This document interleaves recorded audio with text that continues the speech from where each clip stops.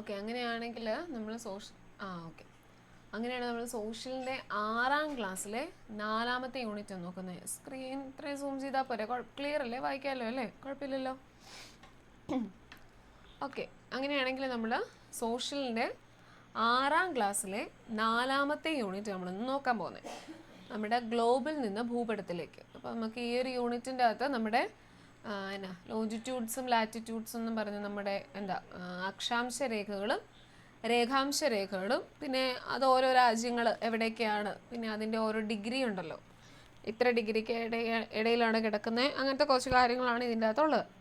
അപ്പോൾ നമുക്ക് നോക്കാം. ഗ്ലോബിൽ നിന്ന് ഭൂപടത്തിൽ ഞാൻ ഈ ടെക്സ്റ്റ് 6ാം ക്ലാസ്സിലെ ടെക്സ്റ്റ് ഗ്രൂപ്പിൽ ഇട്ടിട്ടില്ല. ഞാനത് ക്ലാസ് കഴിയുമ്പോൾ PDF അയച്ചു തരാം കേട്ടോ. നമ്മുടെ പുതിയ ടെക്സ്റ്റ് ബുക്ക് അല്ലേ, അപ്പോൾ അതിലെയാണ് 4ാമത്തെ യൂണിറ്റ്, ഗ്ലോബിൽ നിന്ന് ഭൂപടത്തിലേക്ക്. ഓക്കെ, സൂര്യനിൽ നിന്നൊരു ചുടുതീക്കുടമായി ശൂന്യാകാശ സരസിൽ വീണു തണുത്തു കിടന്നു മയങ്ങിയുണർന്നവളല്ലോ ഭൂമി, വായുവിലീറൻ ജീവഗണങ്ങളെ വാരിച്ചൂടിയ ഭൂമി. അപ്പോൾ ഇത് നമ്മുടെ വയലാർ രാമവർമ്മ എഴുതിയ ഒരു കവിതയാണ്. ഭൂമി സനാതനയാണ്. നമുക്ക് മലയാളത്തിൻ്റെ അകത്തെ ഒരു ക്വസ്റ്റ്യൻ എന്ന പോലെ ഇത് ഓർത്താൽ മതി. ഭൂമി സനാഥയാണ് എന്ന കവിത ആരുടേതാണ്? നമ്മുടെ വയലാർ രാമവർമ്മയുടെയാണ്. ഓക്കെ, സൂര്യനിൽ നിന്നടർന്ന ഒരു തീക്കുടം ശൂന്യാകാശമാകുന്ന പൊയ്കയിൽ വീണ് തണുത്ത് മയങ്ങി ഉണർന്നാണ് ഭൂമിയായി രൂപപ്പെട്ടതെന്നും അന്തരീക്ഷത്തിൽ ഈറൻ ജീവഗണങ്ങളെ വാരിച്ചൂടി നിൽക്കുകയാണ് ഭൂമി എന്നുമാണ് വയലാർ രാമവർമ്മ പാടിയത്. അതായത് ഭൂമി എന്ന് പറയുന്നത് സൂര്യനിൽ നിന്ന് വന്നൊരു തീക്കുടവാണ്, ഒരു ബോളാണ്. അത് ശൂന്യാകാശത്തിലെ പൊയ്കയിൽ വീണ് തണുത്ത് ഉറഞ്ഞ ഭൂമിയായി ഇരിക്കുന്നതാണെന്ന് പറഞ്ഞാണ് വയലാർ രാമവർമ്മ ഭൂമി സനാഥയാണ് എന്ന തൻ്റെ കവിതയിൽ പറഞ്ഞിരിക്കുന്നത്.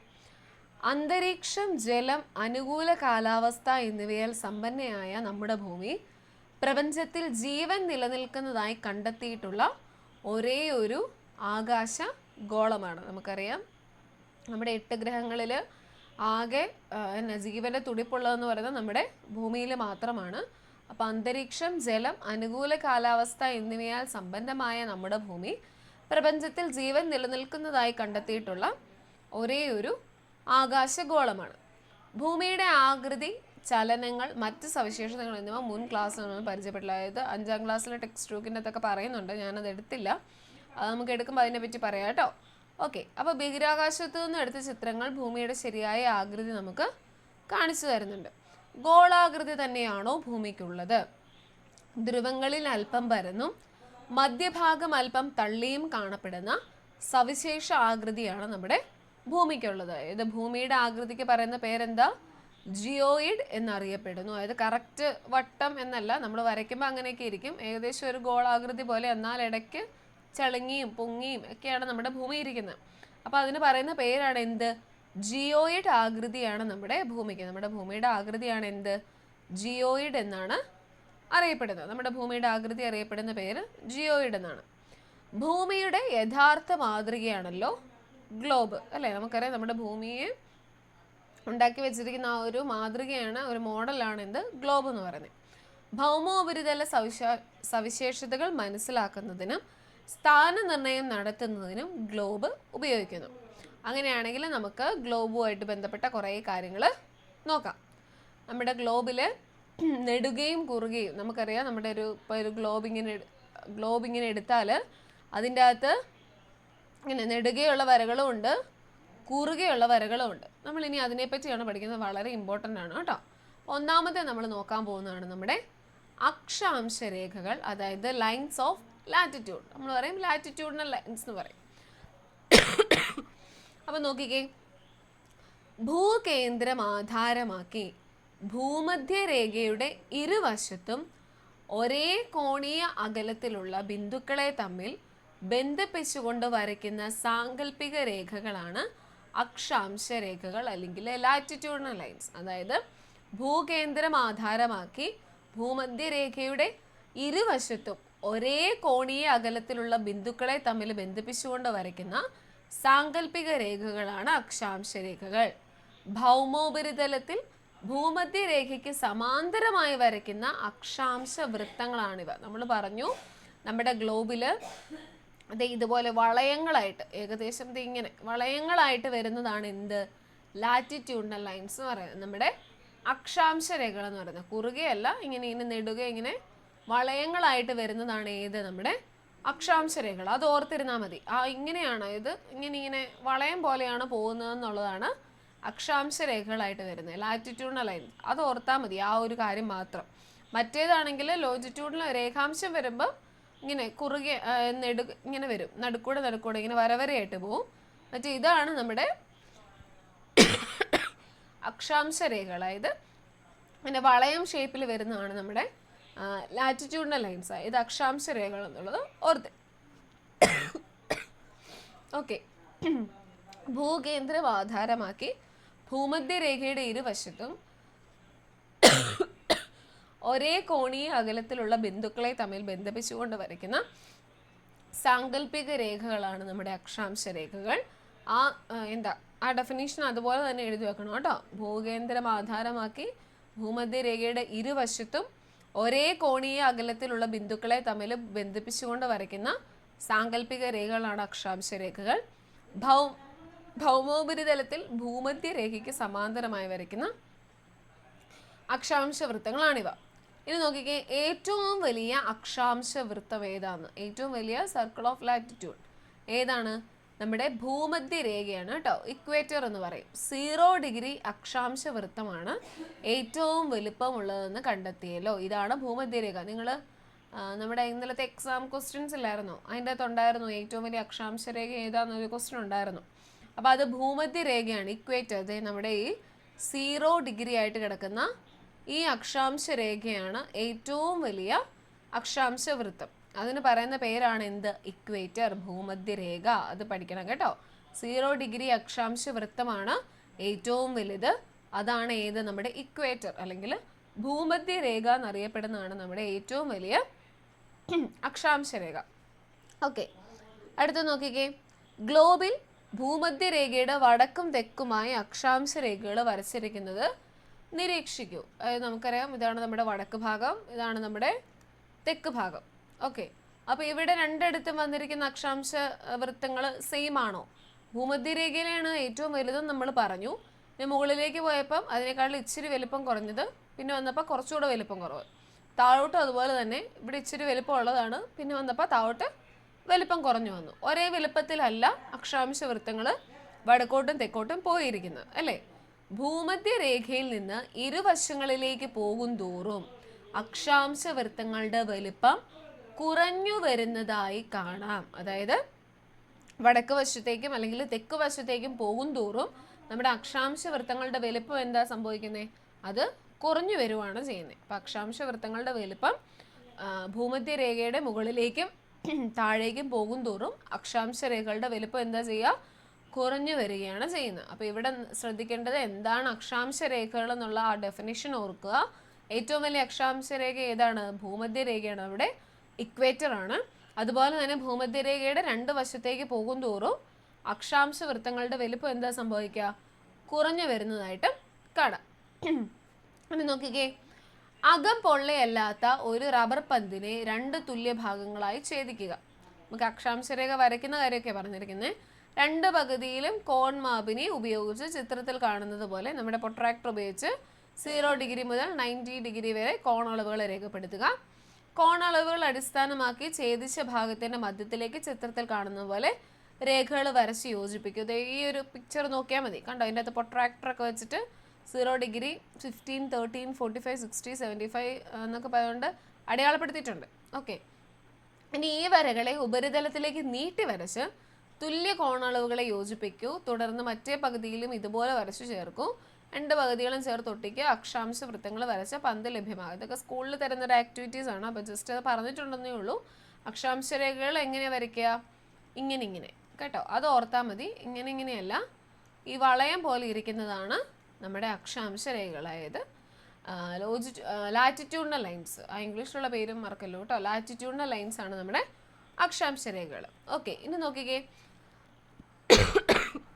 ഭൂമധ്യരേഖയെ അടിസ്ഥാനമാക്കി ഭൂമിയെ 2 അർദ്ധഗോളങ്ങളായി സങ്കല്പിക്കാം. നമ്മൾ പറഞ്ഞു നമ്മുടെ ഭൂമി അതിലെ ഏറ്റവും വലിയ അക്ഷാംശ രേഖ ആയിട്ടുള്ള നമ്മുടെ ഇക്വേറ്റർ 0 ഡിഗ്രി. ഇതാണ് ഏറ്റവും വലിയ അക്ഷാംശ രേഖ. ഇതിൻ്റെ അപ്പുറത്തേക്കും ഇപ്പുറത്തേക്കുമായിട്ട് നമ്മൾ കട്ട് ചെയ്ത് മുറിച്ചെടുത്തു ആണ് ഇവിടെ കാണിച്ചിരിക്കുന്ന ആ ഒരു പിക്ചർ. അത് 2 അർദ്ധഗോളങ്ങളായിട്ടാണ് വെച്ചിരിക്കുന്നത്. ഒന്ന് നമ്മുടെ ഉത്തരാർദ്ധഗോളം, ഭൂമധ്യരേഖയുടെ വടക്ക് ഭാഗത്തുള്ള, അതായത് നോർത്തേൺ ഹെമിസ്ഫിയർ, നോർത്ത് ഭാഗത്തേക്കുള്ളതാണ് ഉത്തരാർദ്ധഗോളം എന്നറിയപ്പെടുന്നു. തെക്ക് ഭാഗത്തുള്ള അർദ്ധഗോളം എങ്ങനെ അറിയപ്പെടുന്നു? ദക്ഷിണാർദ്ധഗോളം അല്ലെങ്കിൽ സദേൺ ഹെമിസ്ഫിയർ എന്നും അറിയപ്പെടുന്നു. കിട്ടിയോ? നമ്മുടെ ഭൂമധ്യരേഖയിൽ മുകളിലേക്കും താഴേക്കുമായിട്ടുള്ള 2 ഭാഗങ്ങളെ ഭൂമധ്യരേഖയുടെ അടിസ്ഥാനത്തിൽ 2ആയിട്ട് തിരിച്ചിട്ടുണ്ട്. അപ്പോൾ ഭൂമധ്യരേഖയുടെ മുകളിലേക്കുള്ള ഭാഗം ഉത്തരാർദ്ധഗോളം അല്ലെങ്കിൽ നോർത്തേൺ ഹെമിസ്ഫിയർ എന്നും, താഴേക്കുള്ളത് നമ്മുടെ വടക്കോട്ടുള്ള ഭാഗം തെക്കോട്ടുള്ള ഭാഗം ദക്ഷിണാർദ്ധഗോളം, അതായത് സദേൺ ഹെമിസ്ഫിയർ എന്ന് പറയും. ആ 2 പേരും നിങ്ങൾ എഴുതി വെക്കുക. ഭൂമധ്യരേഖ ജസ്റ്റ് 2 പോർഷനായിട്ട്, ഒന്ന് ഉത്തരാർദ്ധഗോളവും രണ്ടാമത്തേത് ദക്ഷിണാർദ്ധഗോളവും, അങ്ങനെ തന്നെ എഴുതിയാൽ മതി. അപ്പം വടക്ക് തെക്കെന്ന് ബ്രാക്കറ്റിൽ വേണം ഇട്ടോ, കൺഫ്യൂഷൻ വരാതിരിക്കാൻ. വടക്ക് തെക്ക്, അതായത് നോർത്ത് സൗത്ത്, അത് ഓർത്തിരിക്കുക. ഉത്തരാർദ്ധഗോളവും ഉണ്ട്, ദക്ഷിണാർദ്ധഗോളവും ഉണ്ട്. ഇനി ഗ്ലോബ് നിരീക്ഷിച്ച് തന്നിരിക്കുന്ന പട്ടിക പൂർത്തിയാക്കും എന്നൊക്കെ പറഞ്ഞിട്ടുണ്ട്. നമുക്കറിയാം നമ്മുടെ കോണ്ടിനൻസ് എത്ര എണ്ണം ഉണ്ട്, ഭൂഖണ്ഡങ്ങൾ എത്ര എണ്ണം നമുക്കുള്ളത്. നമ്മുടെ ഭൂമിയിൽ എത്ര ഭൂഖണ്ഡങ്ങളുണ്ട്? 5 ആണോ 6 ആണോ 7 ആണോ 8 ആണോ? എത്ര ഭൂഖണ്ഡങ്ങളുണ്ട് നമ്മുടെ കോണ്ടിനൻസ്? അയ്യോ, സ്ക്രീൻ കാണാമോ നിങ്ങൾക്ക്? നെറ്റിൻ്റെ ഇഷ്യൂ ആണ്. സ്ക്രീൻ കാണാമോ നിങ്ങൾക്ക്? ഇപ്പം കാണാവോ? ഒന്ന് എനിക്ക് എൻ്റെ ഫോണിലത് ഓഫായി പോയതാണെന്ന് തോന്നുന്നു. Okay, okay. അങ്ങനെയാണെങ്കിൽ പറഞ്ഞ എത്ര കോണ്ടിനൻസ് ഉണ്ട് നമുക്ക് ഭൂമിയിൽ? 5 ആണോ 6 ആണോ 7 ആണോ 8 ആണോ? അത് പറഞ്ഞാൽ മതി. 5 6 7 8 എത്ര കോണ്ടിനൻസ് ഉണ്ട്? എല്ലാവരും പോയോ? ടൈപ്പ് ചെയ്തിട്ടാലും മതി, മൈക്ക് ഓണാക്കാൻ ഇതാണെങ്കിൽ കുഴപ്പമില്ല. 5 ആണോ 6 ആണോ 7 ആണോ 8 ആണോ? എല്ലാവരും മറന്നുപോയോ? ഇഷോ, നമുക്ക് മൊത്തം 7 ഭൂഖണ്ഡങ്ങളാട്ടോ ഉള്ളത്. അതുകൂടെ എഴുതി വെക്കണേ. 7 ഭൂഖണ്ഡങ്ങളാണ് നമുക്ക് മൊത്തത്തിലുള്ളത് നമ്മുടെ ഗ്ലോബിൽ. ഞാനത് എടുത്ത് കാണിക്കാം. നമ്മുടെ കോണ്ടിനൻസ്, ഒരു മിനിറ്റ്.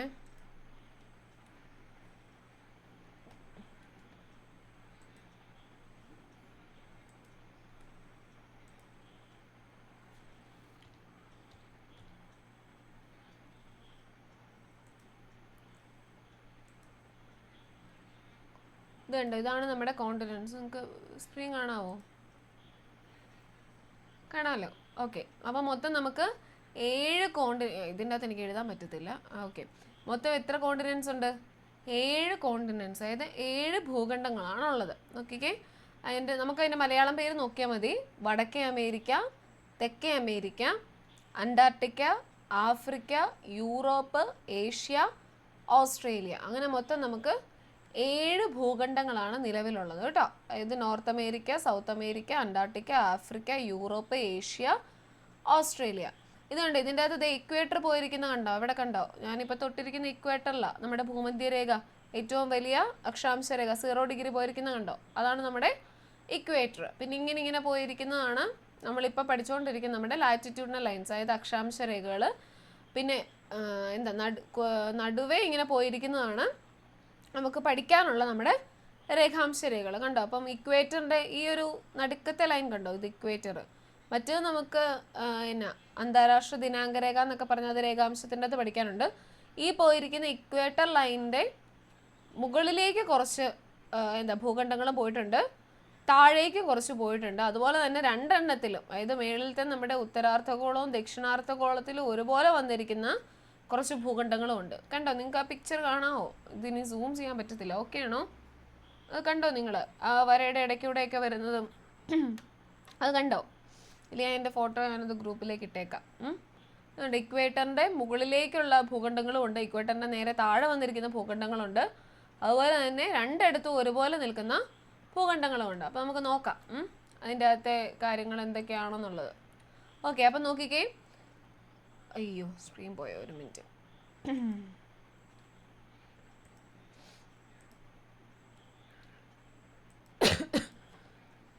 ഇപ്പോൾ വരാം കേട്ടോ, ഒരു മിനിറ്റ്.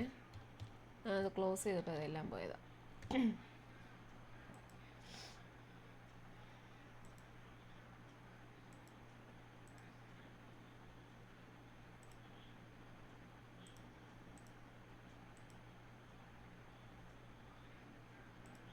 ഓക്കെ, ഇപ്പോൾ കാണാമല്ലോ, സ്ക്രീൻ കാണാമല്ലോ, കുഴപ്പമില്ലല്ലോ, ഓക്കെ അല്ലേ? ഓക്കെ, സോറി കേട്ടോ, അത് ഇടയ്ക്ക് ചെറിയ അബദ്ധം പറ്റിപ്പോയത്. ഓക്കെ, അപ്പോൾ കോണ്ടിനെൻറ്റ്സ് നമ്മൾ പറഞ്ഞു 7 ഭൂഖണ്ഡങ്ങളാണ് ഉള്ളതെന്ന് പറഞ്ഞു. അപ്പോൾ ഞാനതിൻ്റെ എഴുതിയേക്കാം. വടക്കേ അമേരിക്കയുണ്ട്, വടക്കേ അമേരിക്ക, പിന്നെ തെക്കേ അമേരിക്ക, ആഫ്രിക്ക, ഞാൻ ഇംഗ്ലീഷിലങ്ങ് എഴുതി പോകുന്ന കേട്ടോ, ആഫ്രിക്ക, പിന്നെ നമ്മുടെ ഏഷ്യ. അപ്പോൾ 1 2 3 4 ഏഷ്യ, പിന്നെയുള്ളത് ഓസ്ട്രേലിയ ഉണ്ട്,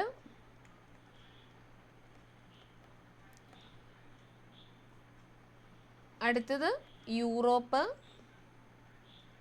നമ്മുടെ ഏറ്റവും അടിയിൽ കിടക്കുന്ന ആളാണ് അന്റാർട്ടിക്ക. അങ്ങനെ മൊത്തം 7, കളർ മാറ്റാൽ കളർ സുഖമില്ല. അങ്ങനെ മൊത്തം 7 ഭൂഖണ്ഡങ്ങളാണ് നമുക്കുള്ളത് കേട്ടോ. അതിൻ്റെ പേരുകൾ പഠിക്കണം. വടക്കേ അമേരിക്ക, തെക്കേ America, Africa, Asia, Australia, Europe, Antarctica. അങ്ങനെ മൊത്തം 7 ഭൂഖണ്ഡങ്ങളുണ്ട്. ഇപ്പം നമ്മൾ കണ്ടായിരുന്നു ഇക്വേറ്ററിൻ്റെ മുകളിലും താഴെയും രണ്ടിടത്തുമായിട്ടൊക്കെ കിടക്കുന്ന കുറേ ഭൂഖണ്ഡങ്ങൾ കണ്ടു. ഓക്കെ, ആ 7 ഭൂഖണ്ഡങ്ങൾ തന്നെ. അപ്പം ഞാനിത് നമുക്ക് ഈ ഒരു പിക്ചർ, ഈ ഒരു നമ്മുടെ ഉത്തരാർദ്ധഗോളവും ദക്ഷിണാർദ്ധഗോളവും ഇത് കണ്ടാൽ നമുക്ക് പെട്ടെന്ന് മനസ്സിലാകത്തില്ല എവിടേക്ക് ഏതൊക്കെ ഇതിൻ്റെ അകത്ത് കിടക്കുന്നത്. എന്നാലും നമുക്ക് ചെറുതായിട്ട് ഇത് മനസ്സിലാക്കാവുന്നത്, ഇത് ഓസ്ട്രേലിയ കേട്ടോ, ഈ കിടക്കുന്ന ഓസ്ട്രേലിയ ആണ്. അപ്പോൾ ഓസ്ട്രേലിയ എവിടെ കിടക്കുന്നത്? ദക്ഷിണാർദ്ധഗോളത്തിൽ വരുന്നതാണ് നമ്മുടെ ഓസ്ട്രേലിയ. പിന്നെ ഈ കിടക്കുന്നത് നമ്മുടെ തെക്കേ അമേരിക്കയാണ്, അതായത് സൗത്ത് അമേരിക്കയാണ് കിടക്കുന്നത്. പക്ഷേ സൗത്ത് അമേരിക്കയ്ക്ക് ഒരു പ്രശ്നമുണ്ട്. സൗത്ത് അമേരിക്കയുടെ കുറച്ച് പോർഷൻ നമ്മുടെ ഉത്തരാർദ്ധഗോളത്തിലും കിടപ്പുണ്ട്. അപ്പോൾ 2 അർദ്ധഗോളത്തിലും വ്യാപിച്ച് കിടക്കുന്നതാണ് ആര്? നമ്മുടെ തെക്കേ അമേരിക്ക കേട്ടോ. തെക്കേ അമേരിക്ക 2 ഞാനിത് എഴുതി കഴിഞ്ഞിട്ട് നിങ്ങളത് എഴുതിയാൽ മതിയേ. ഇപ്പം ഞാൻ 3 കോളത്തിൽ മിക്സ് ആയിട്ടല്ലേ പറഞ്ഞത്. നിങ്ങളത് എഴുതി കഴിഞ്ഞിട്ട് ജസ്റ്റ് ഈ ഹെഡിങ് കൊടുക്കുക, അതിൻ്റെ ഭൂഖണ്ഡങ്ങൾ അതിൻ്റെ നേരെ എഴുതിയാൽ മതി. ഇല്ല ഇപ്പം നിങ്ങൾക്ക് അത് കൺഫ്യൂഷനായി പോകും. ഓക്കെ, ഇനിയാണെങ്കിൽ മുകളിൽ കിടക്കുന്ന, അതായത് ഉത്തരാർദ്ധഗോളത്തിൽ മാത്രം കിടക്കുന്ന നമ്മുടെ ഭൂഖണ്ഡങ്ങൾ ഏതൊക്കെയാണെന്ന് ഞാൻ എഴുതാം. ഇനി നിങ്ങൾ എഴുതിക്കോ കേട്ടോ. ഉത്തരാർദ്ധഗോളത്തിൽ ഉൾപ്പെട്ട ഭൂഖണ്ഡങ്ങൾ ഏതൊക്കെയാണെന്നുള്ളത് ഏതൊക്കെയാണെന്ന് ചോദിച്ചാൽ അത് ഏഷ്യയുണ്ട്, യൂറോപ്പുണ്ട്, ഏഷ്യയും യൂറോപ്പും വടക്കേ അമേരിക്കയും. ഈ 3 ഭൂഖണ്ഡങ്ങളും എവിടെ കിടക്കുന്ന? ഉത്തരാർദ്ധഗോളത്തിൽ. അതായത് നമ്മുടെ ഭൂമധ്യരേഖയ്ക്ക് മുകളിൽ കിടക്കുന്ന 3 ഭൂഖണ്ഡങ്ങളാണ് ഏഷ്യയും യൂറോപ്പും വടക്കേ അമേരിക്കയും. ഈ 3 എണ്ണം എവിടെ കിടക്കുന്നതാണ്? നമ്മുടെ ഉത്തരാർദ്ധഗോളത്തിലുള്ളതാണ്. ഇനി ദക്ഷിണാർദ്ധഗോളത്തിലാണെങ്കിൽ ഓസ്ട്രേലിയ ഉണ്ട്, നമ്മുടെ അന്റാർട്ടിക്കയുണ്ട് കേട്ടോ. ഓസ്ട്രേലിയയും അന്റാർട്ടിക്കയും എവിടെ കിടക്കുന്നതാണ്? ദക്ഷിണാർദ്ധഗോളത്തിൽ. അതായത് നമ്മുടെ ഭൂമധ്യരേഖയ്ക്ക് താഴെ കിടക്കുന്ന ഭൂഖണ്ഡങ്ങളാണ് ഏതൊക്കെ? ഓസ്ട്രേലിയയും അന്റാർട്ടിക്കയും. എ കൂട്ടിയുള്ള 2 പേരും താഴെ കിടക്കുന്നത്. അന്റാർട്ടിക്ക ഏകദേശം ഈ ഒരു പോർഷനിൽ വരും. ഞാൻ ഈ കളർ അടിക്കുന്ന ഈ ഭാഗത്ത് ഏകദേശം ഈ ഒരു പോർഷനിലാണ് നമ്മുടെ അന്റാർട്ടിക്ക വരിക. അപ്പോൾ അന്റാർട്ടിക്ക ഓസ്ട്രേലിയ എവിടെ വരുന്നതാണ്? നമ്മുടെ ദക്ഷിണാർദ്ധഗോളത്തിൽ വരുന്നതാണ്. ഇനി 2 അർദ്ധഗോളങ്ങളിലുമായി വ്യാപിച്ചു കിടക്കുന്ന ഭൂഖണ്ഡങ്ങളാണ് ഒന്ന് നമ്മുടെ തെക്കേ അമേരിക്കയും പിന്നെയുള്ളതാണ് നമ്മുടെ ആഫ്രിക്കയും. അപ്പോൾ ആഫ്രിക്കയുടെ പകുതി ഭാഗം നമ്മുടെ ഉത്തരാർദ്ധഗോളത്തിലാണ് കിടക്കുന്നത്, പിന്നെ ബാക്കി ഭാഗം കിടക്കുന്നത് ദക്ഷിണാർദ്ധഗോളത്തിലും. അതുപോലെ തന്നെ തെക്കേ അമേരിക്കയുടെ എങ്ങനെയാണ്? കുറച്ച് ഭാഗം മേളിലും ബാക്കി കൂടുതൽ പോർഷൻസും ദക്ഷിണാർദ്ധഗോളത്തിലാണ്. അപ്പോൾ ഇങ്ങനെയാണ് അത് വന്നിരിക്കുന്നത്. 3 2 5 2 7 പേരുമായില്ലേ. അപ്പോൾ ഉത്തരാർദ്ധഗോളത്തിൽ ഏഷ്യ, യൂറോപ്പ്, വടക്കേ അമേരിക്ക. ദക്ഷിണാർദ്ധഗോളത്തിലാണെങ്കിൽ ഓസ്ട്രേലിയയും അന്റാർട്ടിക്കയും. 2 അർദ്ധഗോളത്തിലായിട്ട് വ്യാപിച്ചു കിടക്കുന്ന ഭൂഖണ്ഡങ്ങളാണെങ്കിൽ തെക്കേ അമേരിക്കയും ആഫ്രിക്കയും. അത് കിട്ടിയോ? അത് നിങ്ങൾക്ക് കിട്ടിയോ? എഴുതിയെടുത്തോ എല്ലാവരും? ഓക്കെ. കിട്ടിയില്ലെങ്കിൽ പറയണം കേട്ടോ, ഒന്നുകൂടെ അത് പറയാം. ഓക്കെ, ഉത്തരാർദ്ധഗോളത്തിൽ ഏഷ്യ, യൂറോപ്പ്, വടക്കേ അമേരിക്ക. ദക്ഷിണാർദ്ധഗോളത്തിലാണെങ്കിൽ ഓസ്ട്രേലിയ, അന്റാർട്ടിക്ക. 2 അർദ്ധഗോളത്തിലാണെങ്കിൽ തെക്കേ അമേരിക്കയും ആഫ്രിക്കയും. ഈ 7 ഭൂഖണ്ഡങ്ങൾ ഇങ്ങനെ ഈ ഒരു ഇതിലാണ് കിടക്കുന്നത് കേട്ടോ. ഉത്തരാർദ്ധഗോളത്തിലും ദക്ഷിണാർദ്ധഗോളത്തിലും ആയിട്ടുമുണ്ട്, അല്ലാതെ ഉത്തരാർദ്ധഗോളത്തിൽ തന്നെയുണ്ട്, ദക്ഷിണാർദ്ധഗോളത്തിലും തന്നെയുണ്ട്. അപ്പോൾ നമ്മുടെ ഭൂമധ്യരേഖയെ അടിസ്ഥാനമാക്കി 2 അർദ്ധഗോളങ്ങളായിട്ട് തിരിച്ചിട്ടുണ്ട്. ഒന്ന് നോർത്തേൺ ഹെമിസ്ഫിയറും രണ്ടാമത്തേത് സദേൺ ഹെമിസ്ഫിയറും. 0 ഡിഗ്രി ഇക്വേറ്ററിന് മുകളിലേക്കുള്ളതാണെങ്കിൽ ഉത്തരാർദ്ധഗോളവും താഴേക്കുള്ളതാണെങ്കിൽ ദക്ഷിണാർദ്ധഗോളവും. ഓക്കെ, ഇനി നോക്കുകയും ഭൂമധ്യരേഖ, അതായത് നമ്മുടെ 0 ഡിഗ്രി അക്ഷാംശ വൃത്തത്തിൽ നിന്നും വടക്കോട്ടും തെക്കോട്ടും പോകും തോറും അക്ഷാംശ വൃത്തങ്ങളുടെ വലുപ്പം കുറഞ്ഞു വരുന്നതായി കാണുന്നില്ല. നമ്മൾ പറഞ്ഞായിരുന്നു അല്ലേ, മുകളിലേക്ക് പോകുന്തോറും താഴേക്ക് വരുന്തോറും അക്ഷാംശ വൃത്തങ്ങളുടെ വലുപ്പം കുറഞ്ഞു വരും. അക്ഷാംശ വൃത്തങ്ങളുടെ വലുപ്പം കുറഞ്ഞു വന്ന് 90 ഡിഗ്രി വടക്ക് 90 ഡിഗ്രി തെക്ക് എന്നീ ബിന്ദുക്കളിൽ അവസാനിക്കുന്നതായി കാണാം. ദേ ഇവിടെ കണ്ടോ, 90 ഡിഗ്രി വടക്ക് 90 ഡിഗ്രി തെക്കെന്ന് പറഞ്ഞ് താഴെ വന്ന് അവസാനിക്കുന്നുണ്ട്. 90 ഡിഗ്രി വടക്കുള്ള അക്ഷാംശത്തെ ഉത്തര ധ്രുവം, അതായത് നോർത്ത് പോൾ എന്നും 90 ഡിഗ്രി തെക്കുള്ള അക്ഷാംശത്തെ ദക്ഷിണ ധ്രുവം, സൗത്ത് പോൾ എന്ന് വിളിക്കുന്നു. ഇവിടുത്തെ നമുക്ക് കാണാൻ പറ്റുന്നില്ല, പക്ഷെ നോർത്ത് പോൾ കാണാം. ഇതിനെന്താ പറയുക? ഉത്തര ധ്രുവം, അതായത് ഉത്തരാർദ്ധഗോളമാണ്. അപ്പോൾ അതിന് പറയുന്ന പേരാണ് ഉത്തര ധ്രുവം. അതായത് വടക്ക് ഭാഗത്തുള്ള 90 ഡിഗ്രി വടക്കുള്ള അക്ഷാംശത്തെയാണ് നമ്മൾ എന്ത് പറയുക? ഉത്തര ധ്രുവം അല്ലെങ്കിൽ നോർത്ത് പോൾ എന്ന് പറയുക. അതുപോലെ തന്നെ 90 ഡിഗ്രി സൗത്തിൽ തെക്ക് ഭാഗത്തുള്ള അക്ഷാംശത്തെ നമ്മൾ എന്ത് പറയും? ദക്ഷിണ ധ്രുവം എന്നും കൂടെ പറയും. ദക്ഷിണ ധ്രുവം ആ 90 ഡിഗ്രി പ്ലേസിനെ പറയുന്ന പേരാട്ടോ. ഇവിടെയുള്ള നോർത്ത് ഭാഗത്തെ 90 ഡിഗ്രി ആണെങ്കിൽ അത് ഉത്തര ധ്രുവം എന്ന് പറയും, സൗത്ത് ഭാഗത്തെ ആണെങ്കിൽ ദക്ഷിണ ധ്രുവം എന്ന് പറയും. അപ്പോൾ ആ പേരോട് ഓർത്തിരിക്കണേ. നോക്കിക്കേ, ഭൂമധ്യരേഖയ്ക്ക് വടക്കുള്ള അക്ഷാംശങ്ങൾ ഉത്തരാക്ഷാംശങ്ങൾ എന്നും തെക്കുള്ള അക്ഷാംശങ്ങൾ ദക്ഷിണാക്ഷാംശങ്ങൾ എന്നും അറിയപ്പെടുന്നു. അപ്പോൾ മേളിലോട്ടുള്ളത് അക്ഷാംശരേഖകൾ നമ്മൾ പറയും വടക്ക്, അതായത് ഉത്തര അക്ഷാംശങ്ങൾ എന്നും താഴോട്ടുള്ളത് ദക്ഷിണ അക്ഷാംശങ്ങൾ എന്നും പറയും. ഓക്കെ, നമ്മൾ വടക്ക് തെക്കെന്നുള്ള ആ പേരിനെക്കാട്ടിലും ഉത്തര ധ്രുവം അല്ലെങ്കിൽ ദക്ഷിണ ധ്രുവം, ദക്ഷിണാർദ്ധഗോളം എന്ന് നമ്മൾ പറയുന്നത് കേട്ടോ. അപ്പോൾ ഇതാണ് കാണിച്ചിരിക്കുന്നത് നമ്മുടെ ഉത്തര ധ്രുവം കണ്ട നോർത്ത് പോള്, മേളിലത്തെ ഈ 90 ഡിഗ്രി നോർത്ത്, ഈ താഴത്തെ ഇതാണ് നമ്മുടെ ദക്ഷിണ ധ്രുവം, അതായത് സൗത്ത് പോള്. ഇത് നോക്കിക്കേ, ചിത്രത്തിൽ ഉത്തര ധ്രുവവും ദക്ഷിണ ധ്രുവവും നിരീക്ഷിക്കൂ. ധ്രുവങ്ങളെ യോജിപ്പിച്ചുകൊണ്ട് ഭൂമിക്കുള്ളിലൂടെ ഒരു നേർരേഖ സങ്കല്പിച്ചാൽ അതാണ് ഭൂമിയുടെ അച്ചുതണ്ട്, ആക്സിസ് എന്ന് പറയും. അതായത് നമ്മുടെ മേളിലുള്ള 90 ഡിഗ്രി നോർത്തുള്ള ഈ 90 ഡിഗ്രിയും നമ്മൾ പറയുന്ന താഴെ ഉത്തര ധ്രുവത്തിലെ 90 ഡിഗ്രിയിലെ സൗത്ത്, ഇത് തമ്മിൽ കണക്ട് ചെയ്തുകൊണ്ട് ഒരു ആക്സിസ് കണക്ട് ചെയ്തുകൊണ്ട് ഒരു സാങ്കല്പിക രേഖ, നേർരേഖ വരച്ചാൽ അതിന് പറയുന്ന പേരാണ് എന്ത്? ആക്സിസ്. അതായത് നമ്മുടെ ഭൂമിയുടെ അച്ചുതണ്ട് എന്ന് പറയും. ഓക്കെ, അതായത് ഉത്തര ധ്രുവത്തെയും ദക്ഷിണ ധ്രുവത്തെയും തമ്മിൽ ബന്ധിപ്പിച്ചുകൊണ്ട് ഒരു നേർരേഖ വരച്ചാൽ അതിന് പറയുന്ന പേരാണ് നമ്മുടെ ഭൂമിയുടെ അച്ചുതണ്ട് അല്ലെങ്കിൽ ആക്സിസ് എന്ന് പറയും. അപ്പോൾ ഭൂമിയുടെ അച്ചുതണ്ട് എന്ന് പറയുന്നത് എന്താണ്? നമ്മുടെ 90 ഡിഗ്രി നോർത്തും 90 ഡിഗ്രി സൗത്ത് പോളിനെയും തമ്മിൽ കണക്ട് ചെയ്തുകൊണ്ട് വരയ്ക്കുന്ന ആ ഒരു നേർരേഖ, അതിന് പറയുന്ന പേരാണ് എന്ത്? ഭൂമിയുടെ അച്ചുതണ്ട് അഥവാ ആക്സിസ് എന്ന് പറയുന്നത്. ഇനി ഈ സാങ്കല്പിക അച്ചുതണ്ടിനെ ആധാരമാക്കിയാണ് ഭൂമി ഭ്രമണം ചെയ്യുന്നത്. റൊട്ടേഷൻ, നമുക്കറിയാം ഭൂമി കറങ്ങുന്നുണ്ട് അല്ലേ? നമ്മുടെ റൊട്ടേഷൻ റൊട്ടേഷൻ ആണെങ്കിൽ ഭൂമി ഇങ്ങനെ കറങ്ങിക്കൊണ്ടിരിക്കുകയാണ്.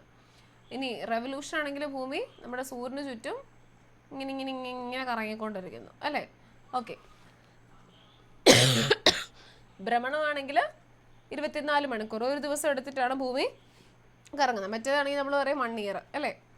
ഓക്കെ, അപ്പോൾ ഈ സാങ്കല്പിക അച്ചുതണ്ടിനെ ആധാരമാക്കിയാണ് എന്ത്? ഭൂമി ഭ്രമണം ചെയ്യുന്നത്.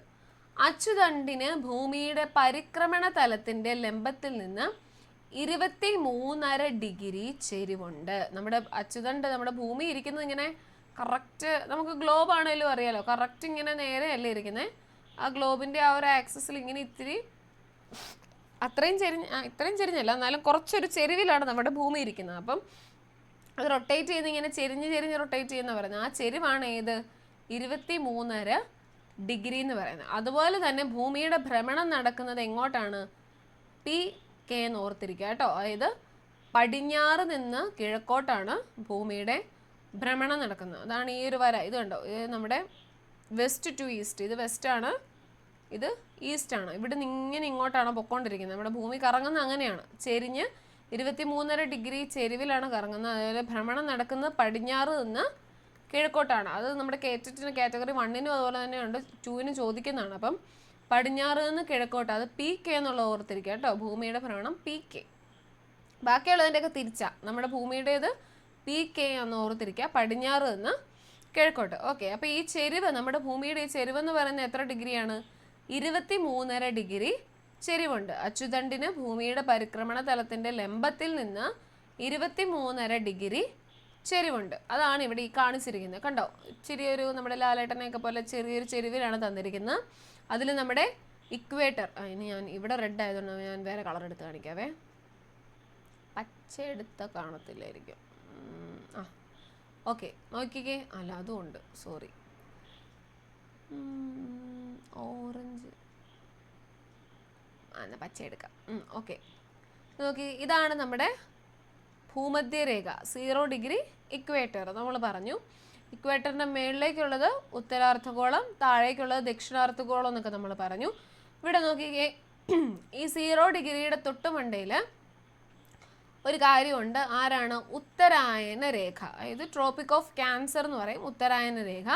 ആ ഉത്തരായന രേഖ പോയിരിക്കുന്നത് 23.5 ഡിഗ്രി വടക്കെന്നൊക്കെ പറഞ്ഞ് നമ്മൾ പറഞ്ഞായിരുന്നു. അടുത്തതാണ് നമ്മുടെ ആർട്ടിക് വൃത്തം. ആർട്ടിക് വൃത്തത്തിൻ്റെ ഏതാണ്? 66.5, അതായത് 66 ഡിഗ്രി വടക്കാണ് ആർട്ടിക് വൃത്തം.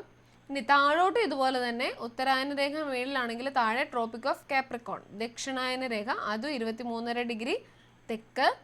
അന്റാർട്ടിക്, അതിൻ്റെ തൊട്ട് താഴെ അന്റാർട്ടിക് വൃത്തം. മേളിൽ ആർട്ടിക് ആണ്, താഴെ അന്റാർട്ടിക് വൃത്തം, അത് 66.5 ഡിഗ്രി തെക്ക്. നിങ്ങൾക്ക് പെട്ടെന്ന് ഈ പിക്ചർ കാണുമ്പോൾ മനസ്സിലായില്ലെങ്കിൽ താഴെ അതിൻ്റെ ഒരു കോളം വരുന്നുണ്ട്, അതിൽ വെച്ച് പറഞ്ഞുതരാം കേട്ടോ.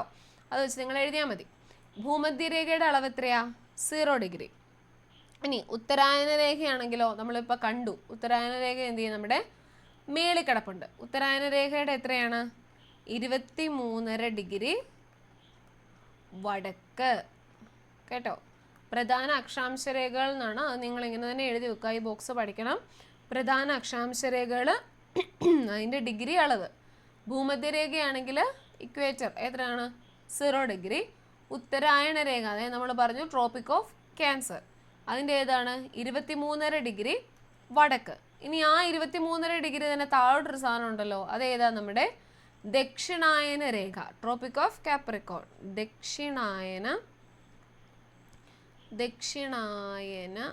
രേഖ, ട്രോപ്പിക് ഓഫ് കാപ്രിക്കോൺ എന്ന് പറയും. അതേതാണ്? 23.5 ഡിഗ്രി തെക്ക്. ഒരെണ്ണം മേളിലുള്ളതാണ്, ഒരെണ്ണം താഴെയുള്ളതാണ്. അങ്ങനെ ഓർത്താൽ മതി കേട്ടോ. 23.5 ഡിഗ്രി വടക്കും ഉണ്ട്, 23.5 ഡിഗ്രി തെക്കും ഉണ്ട്. അതുപോലെ തന്നെ 66 ഡിഗ്രി വടക്കും ഉണ്ട്, 66 ഡിഗ്രി തെക്കും ഉണ്ട്. അപ്പം ഭൂമധ്യരേഖ 0 ഡിഗ്രി, ഉത്തരായന രേഖ 23.5 ഡിഗ്രി വടക്ക്, ദക്ഷിണായന രേഖ 23.5 ഡിഗ്രി തെക്ക്. ആർട്ടിക് വൃത്തമാണെങ്കിലോ 66.5 ഡിഗ്രി വടക്ക്. ആർട്ടിക് മുകളിലാണ് അല്ലേ, ഏറ്റവും മേളിൽ കണ്ടായിരുന്നു നമ്മൾ. അന്റാർട്ടിക് ആണെങ്കിൽ അത് താഴെ 66 ഡിഗ്രി തെക്ക്. ഈ ബോക്സ് പഠിക്കണം കേട്ടോ. അതിൻ്റെ ഡിഗ്രി അളവും പഠിക്കണം, ആ പ്രധാന അക്ഷാംശ രേഖകളുടെ പേരും പഠിക്കണം. പ്രധാനമായിട്ടുള്ള ലാറ്റിറ്റ്യൂഡിനൽ ലൈനുകളാണ്. ഒന്ന് നമ്മുടെ ഇക്വേറ്റർ, അതാണ് നമ്മുടെ ഭൂമധ്യരേഖ, അതാണ് ഏറ്റവും വലുത്, 0 ഡിഗ്രി. ഇനി ഉത്തരായണ രേഖ, ട്രോപ്പിക് ഓഫ് ക്യാൻസർ എന്ന് പറയുന്നത് നമ്മുടെ 23.5 ഡിഗ്രി വടക്കാണ്. പിന്നെ മേളിലുള്ള ഒരു സാധനമാണ് നമ്മുടെ ആർട്ടിക് വൃത്തം, അതും 66 ഡിഗ്രി വടക്കാണ്. ഇനി താഴേക്കാണെങ്കിൽ ദക്ഷിണായന രേഖ, ട്രോപ്പിക് ഓഫ് കാപ്രിക്കോൺ, അത് 23.5 ഡിഗ്രി തെക്ക്. പിന്നെ അതിൻ്റെ താഴെയാണെങ്കിൽ അന്റാർട്ടിക് വൃത്തം, അന്റാർട്ടിക് സർക്കിൾ എന്ന് പറയുക 66 ഡിഗ്രി തെക്ക് കേട്ടോ. നിങ്ങൾ ആ വടക്കുള്ളത് ഒരുമിച്ചും തെക്കുള്ളത് ഒരുമിച്ചും അങ്ങനെ എഴുതിയാലും മതി. ഇനി ഇങ്ങനെ കൺഫ്യൂഷൻ ആണെങ്കിലേ വടക്കോട്ടുള്ളത് ഒരുമിച്ച് തെക്കോട്ടുള്ളത് ഒരുമിച്ച് 0 ഡിഗ്രി, ഇങ്ങനെ ഭൂമധ്യരേഖ 0 ഡിഗ്രി, അതിന് മുകളിലോട്ടുള്ളത് ഉത്തരായനവും ആർട്ടിക്കും. ഉത്തരായനമാണെങ്കിൽ 23.5, ആർട്ടിക് ആണെങ്കിൽ 66. ഇങ്ങനെയാണെങ്കിൽ കുറച്ചുകൂടെ നിങ്ങൾക്ക് എളുപ്പമായിരിക്കും. താഴോട്ടാണെങ്കിൽ ആരായിരുന്നു? ദക്ഷിണായന രേഖ, അതിൻ്റെ താഴെയാണെങ്കിൽ അന്റാർട്ടിക് വൃത്തം. അത് ദക്ഷിണായനയാണെങ്കിൽ 23.5 ഡിഗ്രി തെക്കാണ്, അന്റാർട്ടിക് ആണെങ്കിൽ 66 ഡിഗ്രി തെക്ക്. ഞാൻ അങ്ങനെ പറഞ്ഞു എന്നുള്ളതേ ഉള്ളൂ കേട്ടോ. നിങ്ങൾക്ക് എങ്ങനെയാണോ എളുപ്പം അതുപോലെ എഴുതിയാൽ മതി. ഇനി കൺഫ്യൂഷനായി പിന്നെ മനസ്സിലായില്ല അങ്ങനൊന്നും എന്താ തോന്നിയാൽ പറയണേ. ഇനി എല്ലാം കൂടെ ഒരുമിച്ച് പറഞ്ഞുണ്ട് കേട്ടോ. ഇത് ഓക്കെ ആണോ? കിട്ടിയോ? കിട്ടിയോ? എന്തെങ്കിലും കൺഫ്യൂഷൻ ഉണ്ടോ? ഒന്നുകൂടെ പറയണോ? ഓക്കെ ആണോ? ഓക്കെ. Okay okay. അങ്ങനെയാണെങ്കിൽ ഇത്രയാണ് നമ്മുടെ അക്ഷാംശരേഖയെ കുറിച്ചുള്ള പ്രധാനമായിട്ടുള്ള കാര്യങ്ങൾ. നമുക്കറിയാം നമ്മുടെ വളഞ്ഞിരിക്കുന്ന സാങ്കല്പിക രേഖ ഇതാണ് അക്ഷാംശരേഖകൾ. അതിൽ ഏറ്റവും വലുത് നമ്മുടെ ഇക്വേറ്റർ ആണ്, 0 ഡിഗ്രി. നമ്മൾ രണ്ടായിട്ട് ഭൂമധ്യരേഖയുടെ അടിസ്ഥാനത്തിൽ രണ്ടായിട്ട് തിരിച്ചു. മേളിലോട്ടുള്ളത് ഉത്തരാർദ്ധഗോളം, താഴോട്ടുള്ളത് ദക്ഷിണാർദ്ധഗോളം. പിന്നെ ഏറ്റവും മേളിലുള്ളത് ഉത്തരധ്രുവം, താഴെയുള്ളത് ദക്ഷിണ ധ്രുവം. പിന്നെ അക്ഷാംശരേഖകൾ ഉത്തരായന രേഖ, അതുപോലെ തന്നെ ദക്ഷിണായന രേഖ. പിന്നെ നമ്മൾ പറഞ്ഞ ആർട്ടിക് വൃത്തവും അന്റാർട്ടിക് വൃത്തവും. ഇത്രയാണ് പ്രധാനമായിട്ടുള്ള അക്ഷാംശ രേഖകളുമായിട്ട് ബന്ധപ്പെട്ട കാര്യങ്ങൾ. പിന്നെ നമ്മൾ പറഞ്ഞു ഭൂമിയുടെ ഭ്രമണം പടിഞ്ഞാറ് നിന്ന് കിഴക്കോട്ടാണ്. പിന്നെ ഒരു ചെരിവുണ്ട്, അതാണ് നമ്മുടെ 23.5 ഡിഗ്രി ചെരിവുണ്ട്. പിന്നെ ഈ 90 ഉത്തരധ്രുവത്തെയും ദക്ഷിണ ധ്രുവത്തെയും കണക്ട് ചെയ്തൊരു സാങ്കല്പിക രേഖ വരച്ചാൽ അതാണ് നമ്മുടെ ഭൂമിയുടെ ആക്സിസ്, അതായത് ഭൂമിയുടെ അച്ചുതണ്ട് എന്ന് പറയുന്നത്. ഈ അടുത്ത ആളാണ് നമ്മുടെ lines of longitude. Longitudinal lines നമ്മുടെ രേഖാംശ രേഖകൾ.